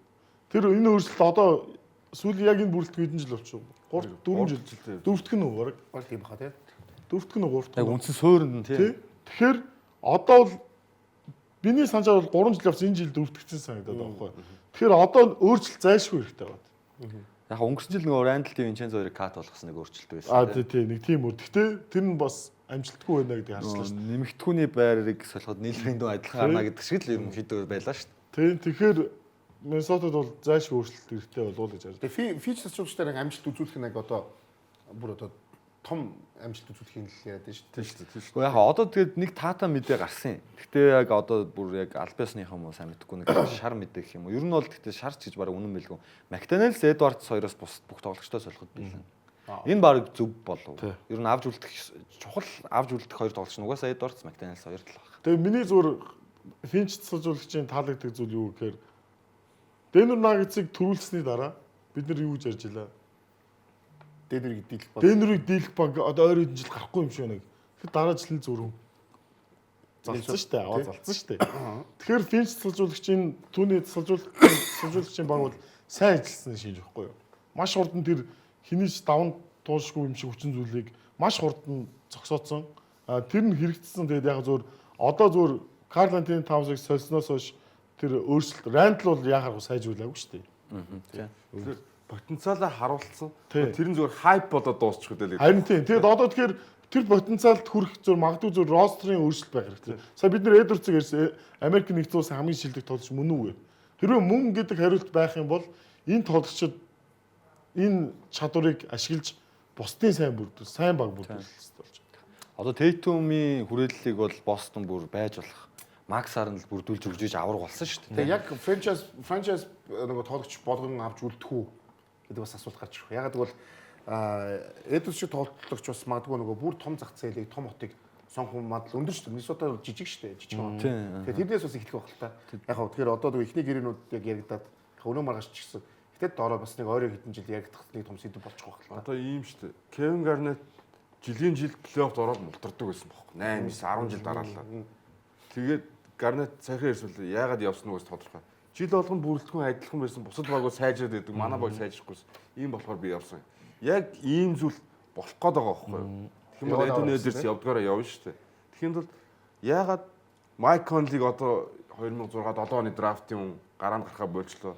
Роб Диллинхэм гэдэг рүүкийн үнэхээр яг холбоон тоглогчийн байрал дээр хангалттай тоглож чадахгүй байна. Тийм болохоор энэ байрлалыг холбоон тоглогчийн байрлалыг үнэхээр сайжруулж чадах юм бол багийн амжилт ирс өснө гэдгийг даас чинь харуулчихсан шүү дээ. Зүгээр Ryan Hampard гэдэг холбоон тоглогчийг зүгээр авчираад зоогоод багийн амжилт нь шал өөр болчихж байгаа байхгүй.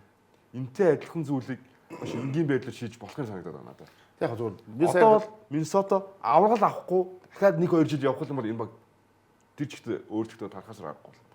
чи яг бол авраг аваад нэгтгэн хэр ихтэй байгаа энэ баг яг. Яг энэ бүрэлдэхүүнээр бол авраг авахгүй.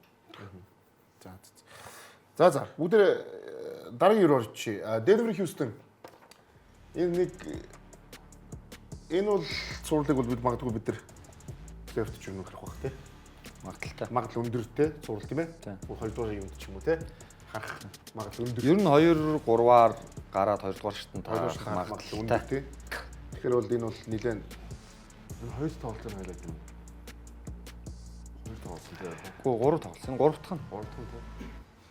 Ойр хоёр тоглосон тий. Тэ ойр 2 тоглосон. Houston бол гэдэг сайн байгаа. Өнөөдөр харин зүгээр Kings яг сая бидний яаж чад өнөөдөр өглөө Kings тожигдчихлоо тий. Хүү хожигдлууд бол яах вэ? Нэртэл Байжлах тий. дүгнээд авах юм байхгүй шүү. За Denver 3-т Houston Rockets 6 явж байгаа юм байна шүү дээ яг одоо. Олон дараалал хожигдоод эхлүүл харин. Юм ярьж гэж юу?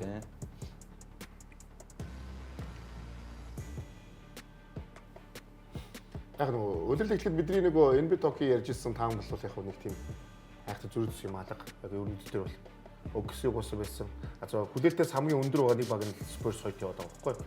Тэрнээс бол Denver 3-т байна тий. Minnesota 5-т байна. Lakers харин бас 4-т явж байгаа шүү дээ. За тэгээд юу бол 6-т явж байгаа. Lakers 5 бүтээж байгаа юм. Lakers 4-т. Lakers 4-т 5-т Minnesota 6-т нь Houston яваад байгаа байхгүй юу? Houston ингээд 6-аар онцч юм да. Өнөөдөр хожигдоод Очтой да. Одоо бид нар Android тоглогч ярих юм бол жишээ нь Josh Okogie Houston Rockets дээр ярьж болох байхгүй. Өнгөрсөн жил Phoenix Suns ямарч минут олдохгүйсэн тоглогч энэ жил Houston Rockets-ийн ийм амар бүрэлдэхүүн дээр минут олдоод байгаа байхгүй. Тэгээд өнөөдрийн тоглолтын дээр жишээ нь хүртэл Okogie-г хамгаалтан дээр нь ашиглаад тоглоом дээр Shepard-ийг ашиглаад. Гэхдээ Android чинь бас яг зөвхөн Анрын яриад байгаа өнцгөр харж болохгүй юм байна. Ямар олон төрлийн өнцгөр харж Josh Okogie зүгээр нэг Android-ийн нэг жишээ нөхгүй. тэгж бас харж. За Shepard-гийн залуу бол 3 сараас аяа маш өндөр өвтэй шүү дээ тий. Ер нь Shepard ч гэсэн Android тоххой. Яг л хүн болгоо overrated гэж яриад байхад энэ хүүхд яагаад вэ? Одоо учраа болоод Houston Rockets-ыг нөлөөдөд тоглож болоо чадчихлаа шүү дээ. тий ер нь бол маш юу үзүүлж байгаа шүү ер нь багт. За юун дээр бүгд юу гарч ий. Тий хоёр тоглогчийн түүний тоглогч тий. 34 14 10 30 сар. Хоёр тоглолт нэр трипл дабл хийсэн юм шиг үү тий. Тий. За гол тоглолт бол маш муу тоглолцсон юм тий. 8 8 4 гээд. Тийм. Гэхдээ баг нь асуудал. Баг нь эхнээсээ оноо илүү ер нь явцсан.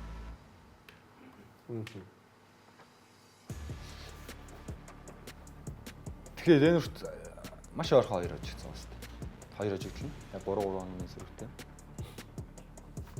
Одоо нэг арай өөр стат харах уу зүмрөө. Энэ их дамраацсан юм байна л да. Арай өөр стат харж үзгөө. Энэ бол яг одоо байгаа стат л та. Шингүү Йокч хоёр хоёулаа бол 23 наснда гэхээр юу харах вэ?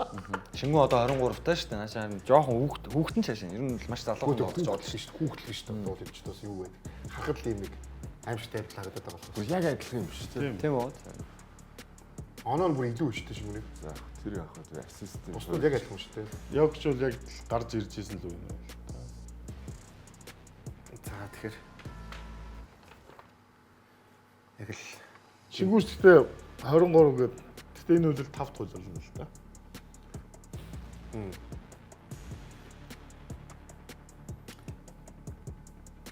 Йогчтэй магтсан байл ч тий. Тэгээ беби йогч гэдэг. өөрөө тэр беби хок гэж чиж яг хүмүүстэй бас төгсөлдөөсөн л та. Гэтэ яг энийг харуулъя яг л беби хок ч л шүү дээ. 23-т яг л дээ шүү. тэр надаас өөрийн гэсэн тоглох арга барилтай тоглогчийг бити надтай харьцууллаа. Тэр ингээд надтай харьцуулахдаас илүү яг өөрөө үнэлүүлэх эрхтэй тоглогчоо гэж ярьсан байхгүй. Юу бүгдээрээ юу Та энэ тал дээр юу гэж бодож байна? тийм шүү дээ. Юуны тоглолтын арга барил болдоггүй гоо жоохон өөртөө мэдээж байна. Тийм. Юу нөрөө. Гэхдээ надад бол мэдээж йогч хамаагүй илүү сагсан бөмбөг айтгүй нараад илүү л те йогч. Тэр чинь айгүй чухал зүйл л те. Гэхдээ Сэнгүүн болоог дөнгөж 23 тэгэхээр энэ тоглогч магадгүй 27-8 дээр аимшигтай мангас болох нэ гэдгийг өндөө шууд харж болж байна тийм ээ. Тэргэлээ. Юу Денвер Хьюстон хоёр дээр ярих юмнууд байвал ярина шүү. Юу яг хүлээлт тэр байна. Яг одоогийн байгаа 30 тоглолтод тоглож багууд юм те 30 тоглолтод тоглож штэ. Тэр яг одоо нэгсэн удирдал одоо 30 гаруй дээр явж юм. Явж яг энэ дээр баясгаас ихтэй. Яг энэ хоёр баг дээр. Угүй яг зөв хүлээлт угаасаа л өндөр байсан шүү дээ. Яг энэ хөдөлгөөн байгаа. Энэ юугаар хурж байгаа. Үнэхээр л ярьж шүү дээ. OKC-г зогсоох гол багуудын нэг л гэж ярьж байгаа дээ. Хоёул юм дээ. Стат юугаа яг Хьюстны өнөөдрийн байрлалыг харах юм бол 6 гэхэр яг унжаа юм шиг харж байгаа үү. Энэ хооронд энэ хойш логиклийн зөрүү нэх ялгаагүй учраас удирдлагын төсөлд бол энэ OKC-гийн араас 2-3-аар гарч гарах болов гэж харж байгаа. Тэгэхээр 2-дугаар шатнд энэ хоёр баг хоорондоо тоглолт. Би бол тэгж л харж байна. Тэгэд харин тэрэн дээр Rockets Denver-ыг хожчих юм шүү гэдэг бодноо байнга л төрөв. Баа. За. То Denver-ийг зогсоох баг гэдэг бол яг Rockets муу юм уу? Яаж болно шүү дээ. Одоо нөгөө одоогийн Rockets чинь нөгөө Minnesota-тод өстөө байгаа байхгүй Denver-ийг зогсоосон. 2 өндөр тоглож болдог. 3 өндөр ингээ байгаад байгаа байхгүй тогтмол. Нөгөө 2-2-ороо солигддог яг. Тэгээд адилхан оноо түүх лидертэй KD чинь плей-офф дээр яг хамгаалал амар хамгаалалттай тоглогч шүү дээ. Тэгээ 3 номер дээр тоглож. Нөгөө KD Ant 2 адилхан ч гэдэг юм уу байж болно хоёлаа гэлээ шүү. Тэгэхээр гой санагдаад энэ гой тийм таарчаасаа. Энэ 3 тоглолт нь ер нь угаасаа харуулж ийн л та тий. Ер нь ойролцоо болоод шүү дээ. Тэгвэл түрүү жил NBA тог ярьжсэн шүү дээ. Ганц л дутуу юм байна энэ багт. Нэг нь холбогчийн байдал дээр хоёр дахь нь нэг оноо авдаг хүн алга энэ багт. Яг хэрэгтэй үед оноо авдаг гэсэн. Яг тэр хүний авчирсан тий. За тэгээд ер нь тэр юу KD-гийн тэгвэл Houston Rockets ирсэн хүлээлтийг чиний юунд хүрч байгаа. Хурж байгаа. Бүр давж байгаа шүү. Давж байгаа. Зөв хамгийн гол асуудал нь юу болох вэ гэхээр Houston Rockets багуудад Houston Rockets эсрэг хийж байгаа хамгаалалт нь болохоор ерөнхийдөө тоглолтын төгсгөл рүү бүр Kevin Durant-ыг таслаад авчих. Kevin Durant-аас бусдын шийдвэрээ гаргав. Яг Kevin Durant-ыг энэ багаас салгачаар тэр залуу бүрэлдэхүүн төлөө тэр их туршлага. Тэр туршлагатай Denver Nuggets эсрэг ямар шийдвэр гарах вэ гэдэг асуулт гарч ирэх байх гэж бодож байна. Тэгээд дээр нь шийдэлт хангалтгүй л дээ. Нөгөө Amen Thompson ч шидэхгүй болчихно. Тэгээ Шингүүн бас 3-аас шиддэг ч гэсэн тийм найдвартай биш. За тэгээд Steven Adams угаасаа шидэлтгүй ч гэдэг юм уу. Ганц ер нь Durant-ыг таслаад авцсан тохиолдолд сул шийдүүлж болохгүй ганцхан тоглогч талбай дээр үлдээд байгаа нь баг Jabari Smith л ч. Jabari Smith тийм тогтмол 3 оноо шидэгч биш те. Яг хөтөө бас нэг хаяа хийж өнөөдөр хийж л байлаа яг хөтөө.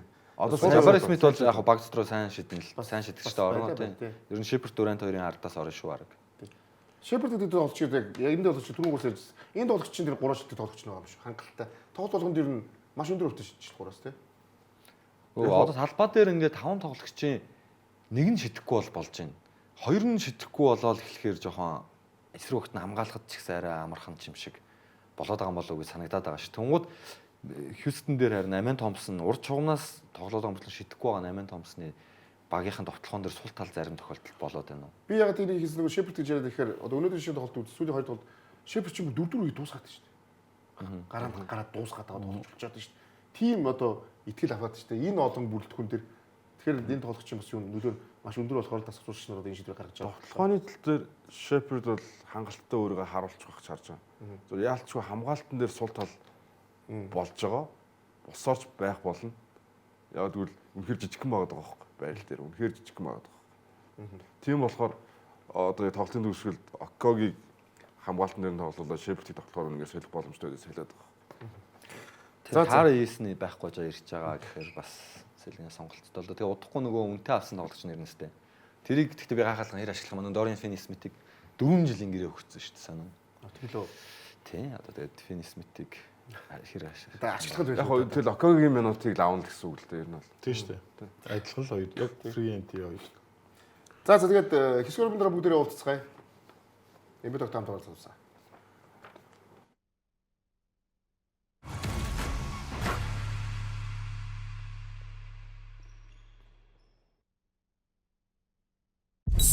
Нэвтрүүлгийн платинум ивент төлөвч Сагсан бөмбөгийн спортыг дэмжигч Coca-Cola. iCoke хүслийн шинжил хөтөлбөр эхэллээ. Та MCS Coca-Cola-гийн бүх төрлийн бүтээгдэхүүнийг уугаад бөглөөнд орох кодыг iCoke аппликейшнд бүртгүүлэн хөтөлбөрт оролцсноо. 10 бөглөө уншуулга тутамд супер хүслийн жигсаалтаа сонгож хүслээ илгээх ба 10 дахь үе хүртлээч олон бэлэг хожих боломжтой. Хөтөлбөр 12 дугаар сарын 25-ны хүртэл үргэлжилнэ.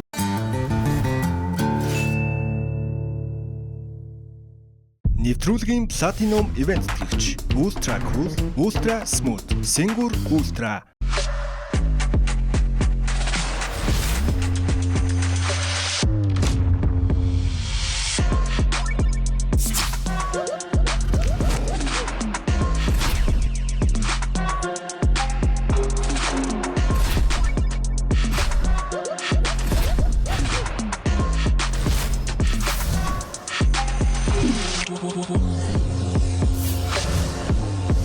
Singu Ultra. Ultra Smooth. Ultra Cool. Нэвтрүүлгийн платинум ивент төлөвч Future of Lifestyle, Toki. Монголын сагсан бөмбөгийн холбооны үндэсний дээд лигийн тоглолтын ажлыг Токи PKM-ээр тааж бэлэг хож бөмбөг бөөрөнхий гэдэгдээ дараагийн удаа ямар багууд хоорондоо таарч хэн нь очих бол та зүүн совинтой нэгэн аль эсвэл сагсан бөмбөгийн оргоотон аль нь ч байж болно. Монголын сагсан бөмбөгийн холбооны үндэсний дээд лигийн албан ёсны апп Toki-гийн PKM-ийг нэвтрэн дараагийн тоглолтын ажлыг тааж iPhone 17, PlayStation 5 зэрэг олон бэлгийн эзэн болоорой.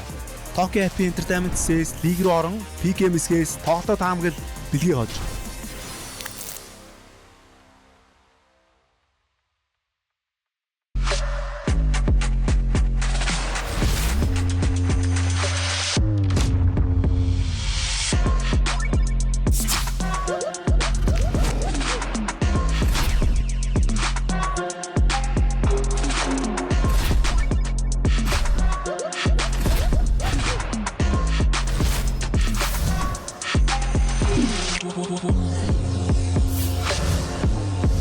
Singu Ultra. Ultra Smooth. Ultra Cool.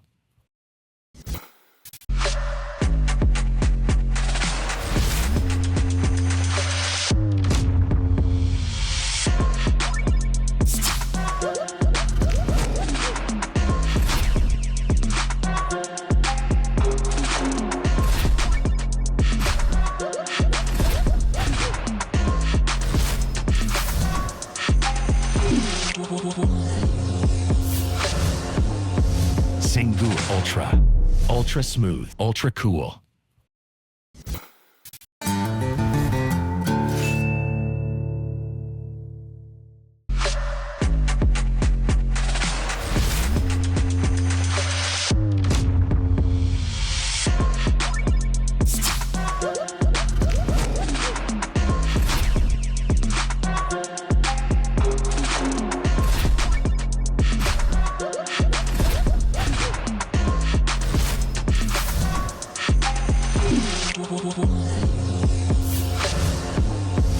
Singu Ultra. Ultra Smooth. Ultra Cool.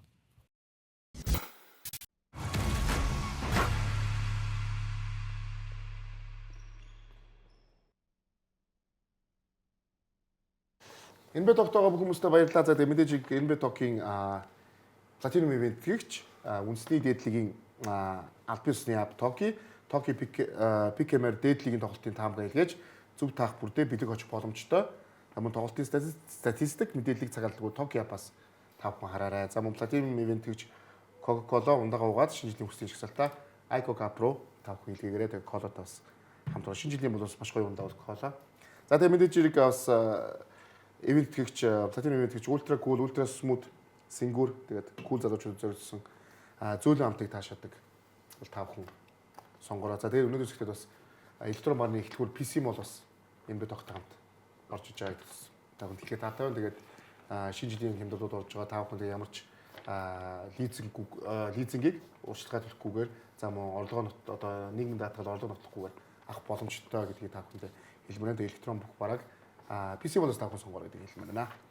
За тэгээд юунаас ихтэйдгөө таймууд явъя. Зөндөө тоглолт болж байгаа Spurs-ийн таймс Spurs Wizards-ийн таймс ихтэйдгөө.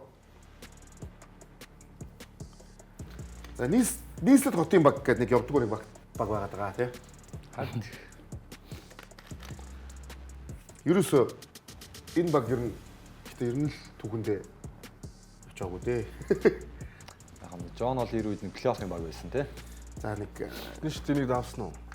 нэг шатыг давсан. Брэдли Билл Джон. Нэг давсан. Пол Пирсийн баазарддаг зэрэг даваагүй лүү зүгээр 7 тоглолт даваагүй шүү дээ. Чинь нэг хожил гарсан. Пол Пирсээс өмнө харин давсан уу? Нэг давсан. Нэг давсан баха нэг кортад. Гэхдээ ер нь ингээ түүхийн ахаар нөгөө анх нөгөө Булцгэл баг байлаа шүү дээ. Шигдэ Булцгэл. Тэгэхэд л бас лигийн хамгийн муу баг байсан шүү дээ Булц бас. Тэгээд тэрхүүр явсаар бол 25 он гэтэл нэг болохгүй л юм да тий. Тэгээ NBA-ийн нэг сайхан юм да. Боош унна гэж байхгүй, алдагдaltaй ажиллана гэж байхгүй. Ашгаа гээл явчих. Гэхдээ би юунд энд яадаг вэхээр байнга муу тоглоод байдаг чи байнга драфтын сайн ихийг авах гэсэн үг үстэй ер нь. Тий. Тэгээд тэрэн дээр одоо ямар ёндоогүй баг юм бэ л чи даа. Хэлбэр санагдтыг. Чи ёндоо бас байж тий чи бас тий. Дандаа одоо эхний 5-д байна гэсэн үг шүү дээ одоо сонголт. Жил болгоо. Тэгэхэд за Жон Волыг бол авсан. За баг хамгийн сайн сонголт бол Жон Вол тавтарч байна. Сүүлийн жилүүдийн. Kwame Brown гэдэг хэлсэн. Явал Bradley Beal хоёр байна шүү дээ. Beal байгаа тий. Beal. Гэхдээ яг тэр сонголтуудаас нь одоо тэр тоглогч нар байхгүй шүү дээ.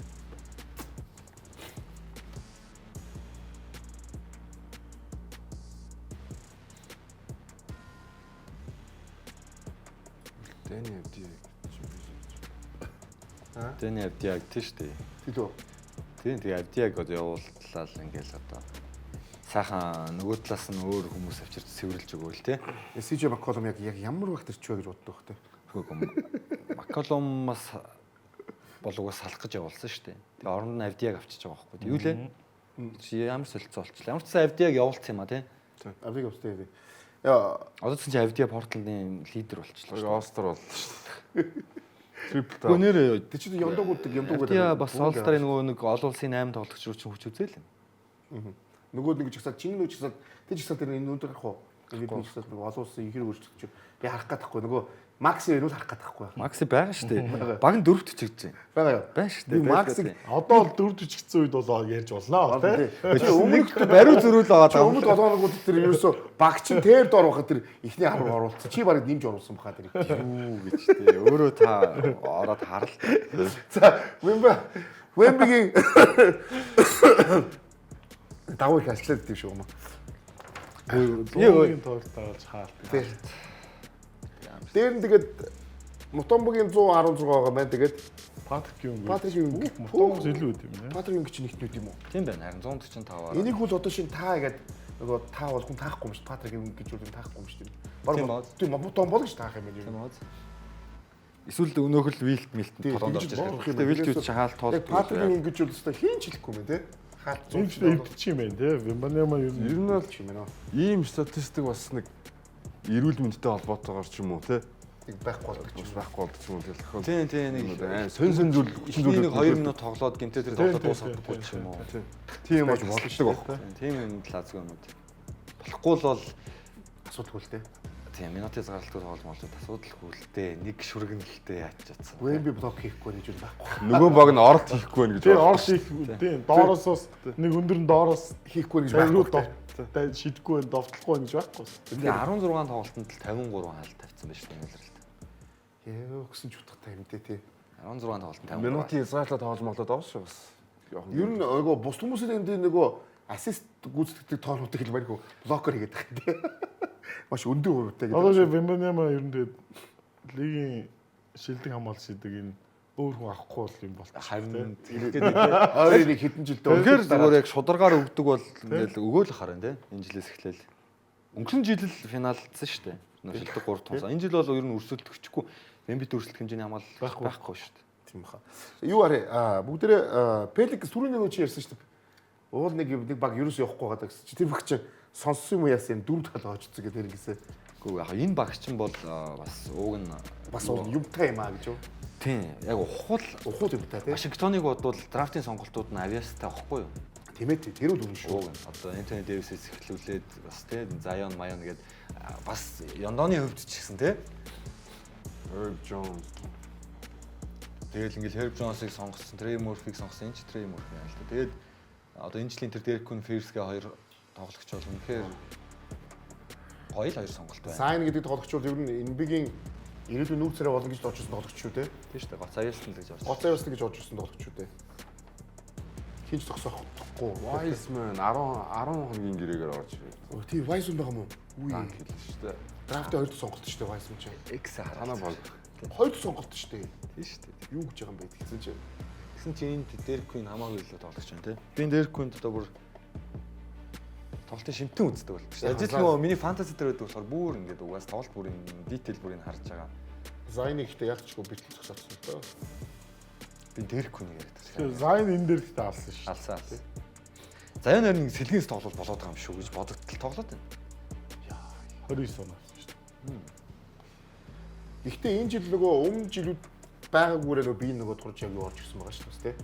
Угаасаа нөгөө бүх Тэгэл ингээл тоглохгүй л байгаа шүү дээ. Бас үлрэл дүнжлэлийн 30 тоглолтын дараа гэхэд. Яг гэхдээ одоо нэг учраа олох гээд байх шиг байна. Яг маш их хүлээлт байхгүй ч гэсэн бас дөрөв дараа чууч нэг ч бас нэг муу зүйл биш л дээ. Бас нэг гэрэл гээгээ харагдаж гинүү гэмээр. Тийм дээшээгээ явахгүй ч гэсэн яхав зэдэн залуучуудаасаа бас нэг үлдээгээд явуулаад нэг арай ойлгомжтой. Уг нь удирдлийн өмнө одоо тулгаагийн шиг Pelicans дээр бид бас тодорхой хэмжээний хүлээлт байсан байхгүй. Байрал болгон дээр тоглогчтой байхгүй сайн тоглогчтой. Зүгээр удирдлыг эхлүүлэхдээ л үнэ хазгаа эхлүүлсэн тий. Тэгэл тэр чигтээ унцчих. Одоо л яг хэвчээ. Тий бүгд чи нэг мөсөө яасан юм чи найрлагчаа юу авчи хүснэг тарчи. Дөрөв харуулга мартсан байна. Өргөн төсийн үсгтийг Pelicans ярьсан юм чи харчихлоо. За дөрөв дараалж хожоод гэхдээ яг Clippers Sacramento хоёртой тэнцсэн юм байна тий. Дөрөв дараалж хожоод 15 гэж. дараалж хожоод 15 юм уу? Энд чинь угаасаа 6-0 гэж эхлээд 2 хожоод дахиад 9 дараалж хөдөлгөв. За доороос нөгөө баг гарч ирэх нөө. Toronto Kings Houston-ыг хожоод 14. Би чамд юу Los Angeles Clippers Lakers-ыг хожоод 13. Чи нөгөө эргэж идгээд байгаа шүү дээ. Clippers-ыг чи тэр чинь хүлээгээд нөгөө чамаг амж асуудаг гэдэг байгаа шүү. Clippers хизээ эргэж өгөх бол нэ дөө. Тэгсэн чи өөрөөсөө тэгээ хэлсэн байл шүү дээ. Нөгөө хэнийг эргэж ирэхээр манай Derek Jones-ыг ирэхээр манайг угаас гайг болчихно гэсэн.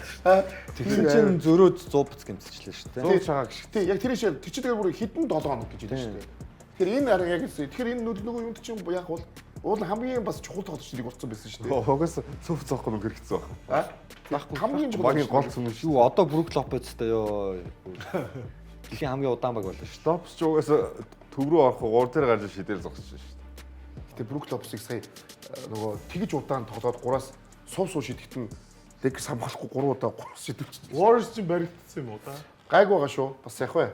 Доортлын борготой ойртсон биш үү те? Ер нь их үед юм. Одоо энэ зүгээр яг хүлээвэл эхний 10 руу Dallas уу? би зүгээр Phoenix-ийн оронд Dallas л гэж бодоод байгаа. Dallas гэдэг байгаа. Би Portland-ыг бол плей-ин тоглох юм байна гэж хүлээгээд байгаа. Одоо жирүү ирч тэр бүр гоё болчих واخ гэж бодоод байгаа. Memphis ч бас айгүй юу байгаа шүү дээ.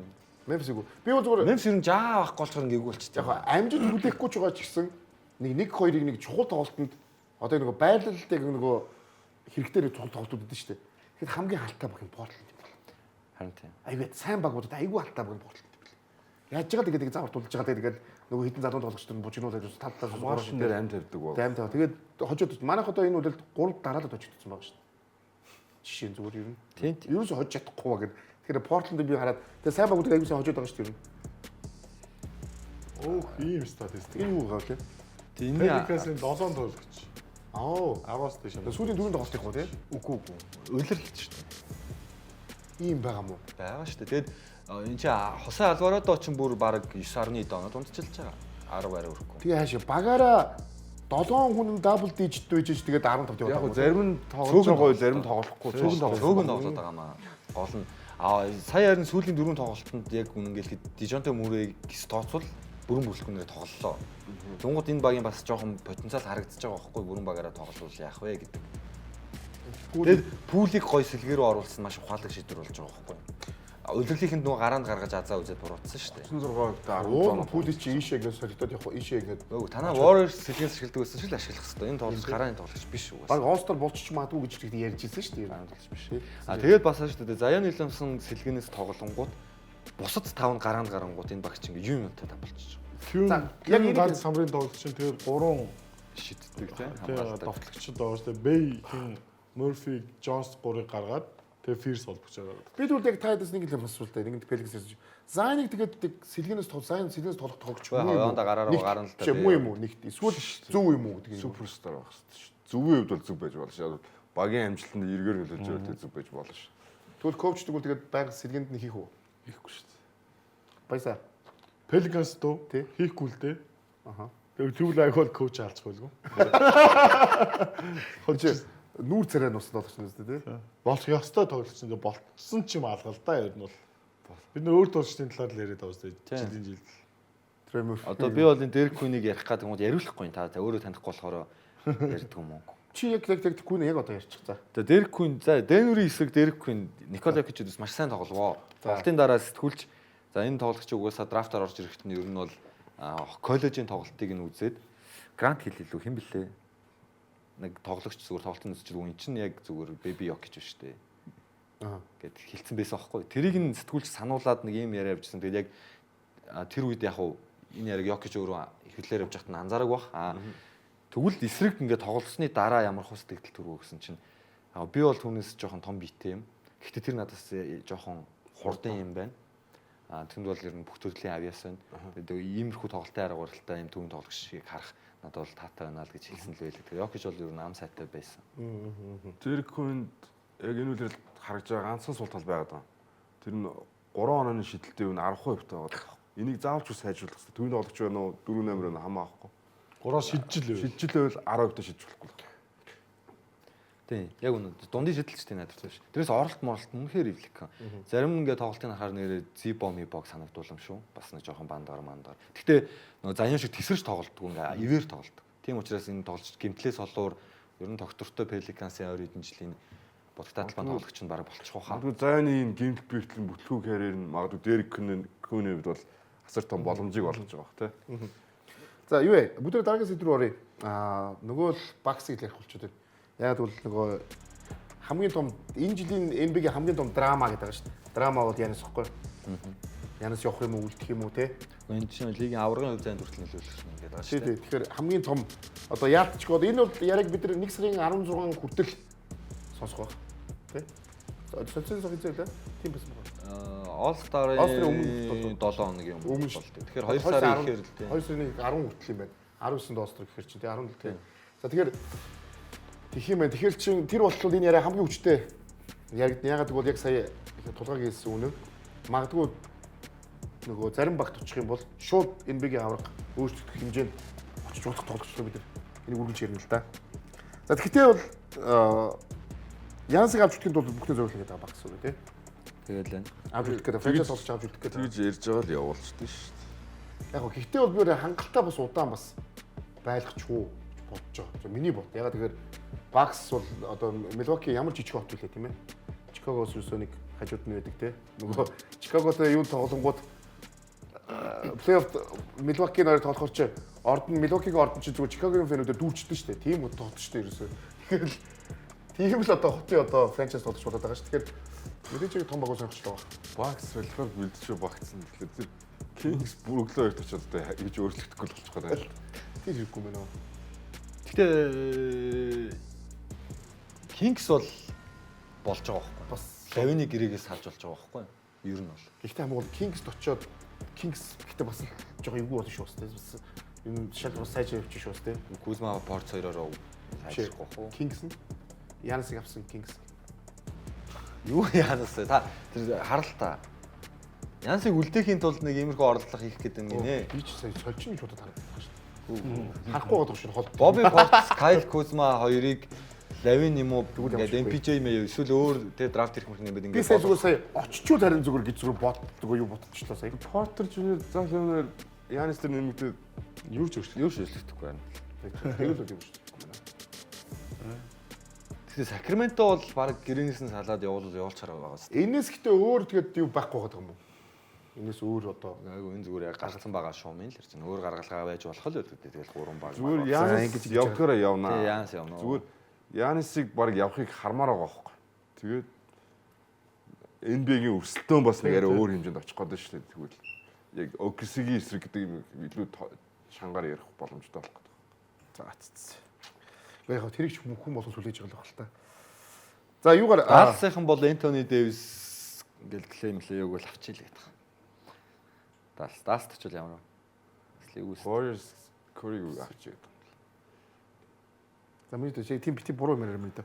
За юу түрүүчлөөр туссан нэг юм нөгөө Миннесота түрүү ярьж байсан чинь бид нар те Кевин Гарнет гэдэг чинь ярьжлаа. Тэгээ Кевин Гарнет чинь нөгөө өмнөх нөгөө эзэнтэйгээ муудалцаад тэрнээс тэр маш удаан одоо олон жилийн дараа хамаач тийм чинь те. Тэрнээс болоод нөгөө хиний юг одоо мөнгөлөг үүсэн шүү дээ. КЖ-ийн. Энэ бол заашгүй мөнгөлөх ёстой тоглогч тийм ээ. Багийнхаа бүх цагийн номерыг тоглогч. Тий. Миннесота гэдэг үгийг одоо яг бидний үеийн сагсан бөмбөг сорихдаг хүмүүс нөгөө нэг хитэн залуусыг нэг л яалтчихгүй Гарнет байлаа шүү дээ. Барин Миннесота гэдэг багийг энэ үнээс л одоо гэж одоо тий хүмүүс сорих гэж хэлсэн шүү дээ 2000 он тий. Одоо 90-ад оны сүүлээс 2000 оны ихээр Уусаад юм. тий. Тэгэхээр энэ агуу тоглох франчайз тоглогчийг мөнгөлөхгүй байсан урт шалтгаан нь ерөөсөө тэр өмнөх эзэнтэйгээ. За тэгсэн чинь шинэ эзэдүүдтэйгээ яаснаас хойш бүр зүгээр мөнгөлөхөөс гадна бүр багийн бүр нөгөө асуудлуудад оролцдог тий. Контент юу хариуцсан. Дээрэс нь бүр эмгтэй баг хитэн хөтл явах тийм юутай мэлэн шүү дээ. Юуг нь бас нөгөө хийх тийм юутай мэлэн шүү дээ. Гэрээ байгуулсан юм л шүү дээ. Хоёр тал нөгөө эмгтэй баг ихтэй баг хоёулын дээр нь давхар нөгөө ажиллах тийм юутай. Миннесота линкстэй хамт ажиллах бүр тийм бүр юутай гэрээ болоо. Тэгээд дугаарыг одоо мөнгөлөх болж байгаа шүү дээ. мөнгөлөх нь яг 5 нь гараагүй. Гэхдээ мөнгөлөхөөр төлөвлөсөн. Мөнгөлөх нь тодорхой. Тэгээ багтайгаа маш ойрхон ажиллах юм байна. Миннесота. Тийм. Арын албан тий. Арын албан тий. Одоо баг хуучин тэр багийн эзэн одоо хичнээн Гарнет дургуйч гисэн. Ер нь бол тэр Миннесота гэж хотод Кевин Гарнет юу гэсэн тий. Аль ч нэг мөнгөлцсөн байх хэрэгтэй байгаа шүү дээ. Үгүй аль дээр хоо бүр тий. Миннесотагийн түүх цорын ганц юм биш үү? Тий. Төлөвлөө. Тийм бах тий. Тэгээ хоорондын асуудал бүсийн финал төрсөн гэл авраг гаваагүй ч гэсэн. Бүсийн финалд авчлаа тий. Авчихсан шүү дээ. Улиралд ч гэсэн бүсээ тэргүүлж исэн тохиолдол нэг бол байгаа шүү дээ. Бүх ёстой нэг бүх юмдаа тоглогчтой. Энэ багийн үзүүлэлтийн араас тий. Бүх үндсэн 5 үзүүлэлт бүгд нэг биш юм байна. Дамжуултараа ч нэг ч гэж байгаа шүү дээ. 11 үйлрэл тоглолцсон болохоор Самбраараа, таслалтаараа, хаалтаараа яхахгүй тэгээд онцгойлдоо ялангуяа талбай хоёр талд гэдгээрээ тий. Супер хамгаалттай байсан. дотгоос хамгаалаар хоёул адилхан тий. Данкно Гарнето гэдэг маргаанд яг ирдүүрсэн шүү дээ. Олон жил ярьсан да тий. Гой тоглож яаж гой тоглож. Тэгээ яваад бас авраг авчиж байгаа тий. Бостонд очоо тий. Бостонгийн хамгаалтыг үнцээр нь өөрчилсөн дөө тий. За тэгэхээр энэ тоглогч ямар ч гэсэн юу нь бол мөнгөлөг тодорхойлсон. За тоон нь гараагүй тийм ээ. Бүгд энэ логт гарах бас Premier Sport Network-оор гарах хуурийг бүгд харцгаая. Ямар тоглолтууд байна? Гой тоглолтууд юу байна? Өнөөдөр бол их гой тоглолт гарч ирж байна шүү дээ. Яг тэр Houston Kings-ийн тоглолт сонирхолтой байх болоо гэсэн чи бүр аимшигтай сонирхолтой тоглолтууд 12 оноос Kings орж ирээд овертайм гаргаад хоцчлаа шүү дээ тоглолтоос гарсан. За энэ тоглолт болох гой тоглолтоос ямар тоглолт гоё вэ? Houston Clippers уу? Тэр одоо 100 буцгүй хэцүү.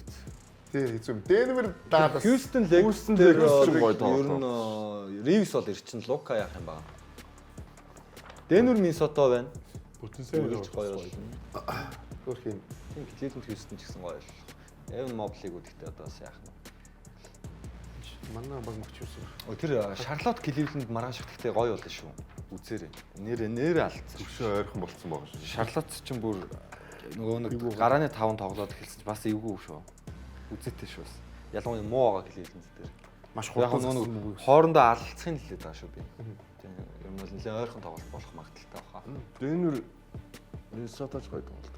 Тэгээ Denver Dallas-ийн тоглолт. Би өнөөдөр бүр даваа өрх ингээд хил ам орж ирэх юм болов уу гэд бас Dallas Sixers-ийн тоглолтыг хаялаа шүү дээ. За. Ганц ухаантай үлдээ шүү дээ. Аа юм яаж мадуу гэдэг үү? Тийм. Тэр чинь ууг нь бол яг нөгөө нэг Cooper Flag Age Comp 2 анхны учраа واخгүй юу? Чам тэгээд тавих боломж байсан. Яг уу Атланта, Чикагогийн оронд бол тамил тэр хоёр нэг тийм үр. Купер Флаксаас Купер Флакс чинь түрүүчийн 7 хоногт нөгөө тэрний түрүүчүүд нөгөө хамгийн залуудаа хамгийн нөгөө хэд он авч болчихсон. Тэр чинь түрүүчийн 7 бид ярьсан тий. Гэтэ яг уу тэгээд Сая 19 сүрлээ шүү дээ. хараа сүрлээ. 19. Миннесота юу нэг Sixers хоцсон юм шиг байна тий. Гүг даалс байсан. Даас хож. Даас хоцсон юм. Юугаа солилцсон биз дээ. Өмсөглөө Sixers хацсан. Тэгээд дараа 4 урцгаа чи яриулах гэдэг юм тий. Гэтэ одоогийн байдлаар бол Бостон дээр нь байлээ шүү мөрий дөө. Тийм ээ. Зүгээр би яг зүгээр л хэлсэн.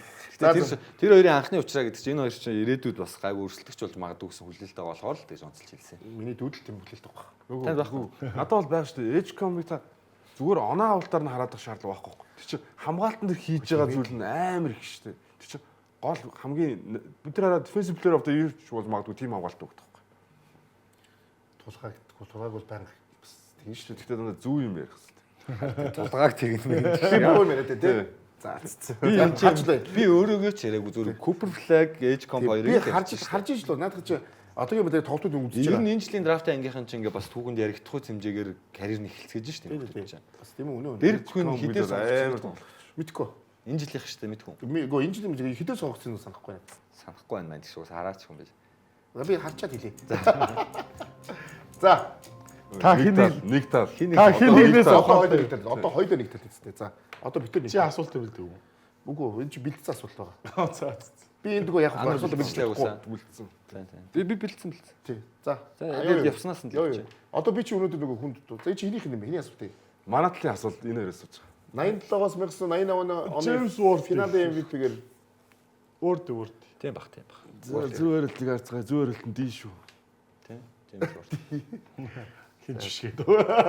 James Ward. За. Сэнийхтэй айгу юу нэг амарх юм биш. Нөгөө 3 юу. Нэр нь Тэгээ гуруулаад амархан байна. бол. Тийм 3 MVP шүү дээ. 18-аас 19 оны удирдлагын шилдэг 6 дахь тоглогчийг 18-аас 19. За. Наач яг нэг он дараа. Нэг он дээр айгу ядаргатай байд. Лүү Уильямс үү? Лүү юу харин Кларкс нөө. Нөө нэг хөө. бид хоёр хоорондоо ярилцсан. Хоёулаа асууж байгаа. Би зүгээр л. Би бадсан. Хойштой хоёр тий. Тэгэхээр Монтрет цаарл 20 онд авсан юм. Авсан харин тийм. Монтрол. Тэгэхээр өмнө нь гэхэр лүү юм. лүү бах. Лүү юм. Би таачих юм байна нэг тий. Jordan Clarkson бол өмнөх үлрэлт нь баг. 17-аас 18 баг. За зөөр л гарцгаа. Jordan Clarkson 17-аас 18 баг тий өмнөх нь баг тий. Яг дараалсан 3. Энийг бол Биш лүү дунд нь 2 дараалсан байгаа. Тэгээд дээр доор. энийг бол бич таа. Таачаа хайш. Хоёулын асуулт. Юм ярьж байгаа ч хажуунаас л тэгээд Мундаг юм аа тий. За энэ одоо манай 3 дахь асуулт. Тий. Антон 98 оны драфтын 4-р сонголт Антон Антон Джеймс. Джеймс энэ күүгсэн үйлдэл болтоо. За бааж арилж. Бааж арилж. 50% тий 50% магадлал чинь. Энэ ямар тэрэг юм бэ? 50% чи бааж арилж. Манайх чи одоо нөгөө асуултаа асууж байгаа болохоор болохгүй гэдэг. За. Манайх асуулт шүү мө. Манайх биш. Танах واخгүй юу тий.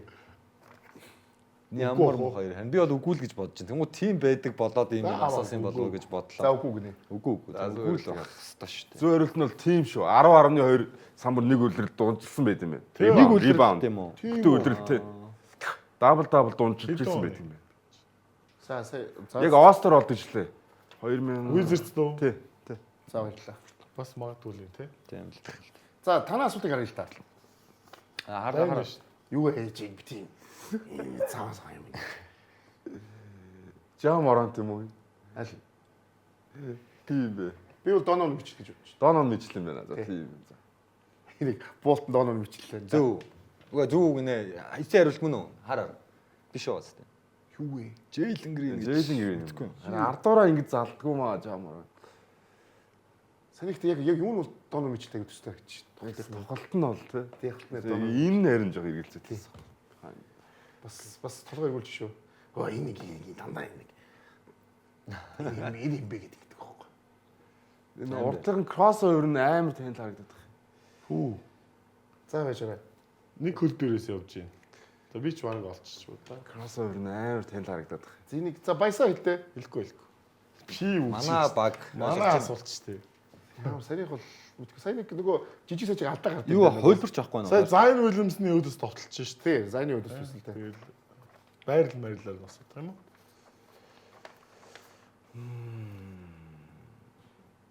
Тэс санийх орж Банкера юм уу мэдгүй. Хараа идэх үү? Дахиад нэг хараа идэх үү? дахиад харж болох юм уу? Банкера. Джейсон Тейтум. Ингээд Тейтум л биш шүү дээ. За бааж ах тэр манай хүн хэлж шүү дээ. Би үнээр санал нэгдэж байгаа юм. За окей. Надад бол яг үнэхээр тэгж юм байна. Зөв хариулт нь Банкера байсан. яг энэ залалт эргэлзүүлчихлээ тий. Уул нь яг тэр яг өөдөөс хамгаалдаг үүдээ. Өчтөд нэг жоохон дэмжиж хэмжээд нэг хоёр санаа оноо хилтэй. Ганцаараа хариулж байгаа юм шиг. Нөгөө сайн гэж нөгөө чи нөгөө хин баясаа бол гоё юу өглөө штэ. Харин тэр бол банкероо хилцээ. Тэгээд тийш таах нөгөө л тэгэл. Гэхдээ гэхдээ тэр нэг залалт тэр нэг юу нөгөө салтгараа гаргаж байгаа нэг сонирн болгоод Хин нэгнээс ухаантай. за ахаа дараа юм уу? Ба. За. Сүүлэх. Йоо. Хэцүү юм бэ. Яа. Энэ бол амархан. Энэ амархан юм биш. Энэ хамгийн амархан. Энэ хамгийн амархан. Хилээч. Юу За энийг бол та таахгүй л. Ой сая цэгч юу хүчтэй сая. Тэр нь хамаагүй зүгээр заалбын дараач. Үгүй байж. Хариулаарай. Наа чаг ядрат юм билий юм гэж. Үгүй. Байж. Би тэгвэл албаар буруу хариулчих. Залбар буруу байл. Албаар буруу хариулт. Наад дээр толгой нэгт юм юм. Юу залтыг хараач. Тэгж өөр залдаг хүн байд юм уу тэгж. За хийлээ. Кори. Би бол кори биш ээ. За зөв хариулт нь харъя. Брицо. Крис Пол. Крис Пол. Тэг кори биш ээ. Шидэлтийг хараагүй юм уу те? Би буруу хариулъя гэж хэлсэн. Гугус кори биш л те. Тэр бол тодорхой л доо. CPS нэр ингэж алдсан шүү дээ. Тийм. Кори биш гэж бол амар хариуллаа шүү дээ. Тэр кори бол 100 биш те. Шидэлтийг харахад Curry мэддэг хин нэг юм байна тий. Тий. За тэгээ энэ бид тогтоомтойгоо бүх хүмүүстээ баярлалаа. Тэгээд энэ 7 өдрийнхөө бүх ажил хөдөлмөрийг бас бүгдээрээ маш сайн амжилттайгаар хийгээрэй. Тэгээд дараагийн дугаар юу шинэ жил арай гарчихгүй шүү дээ. Гарна шүү дээ. 31-нд байгаа үстэй яг. Энэ дугаар чи хэдэн дөлөө? 30 билүү 30-д гарна шүү дээ. 30 билүү 31-нд толгой. Оны өмнө уулзсан. Тэгээ оны өмнө бүгдээрээ ахад уулзсан юм байна шүү дээ. Тэгээ оны өмнө уулзсан юм байна. Тийм 29-нд л бол. Premium Sport-ийн төгөөр тэгээ та бүхэн бас тоглолтуудаа үзээрэй. Тэгээ NBA дараагийн тоглолт уулзсаа бүгдээрээ хийцэг та.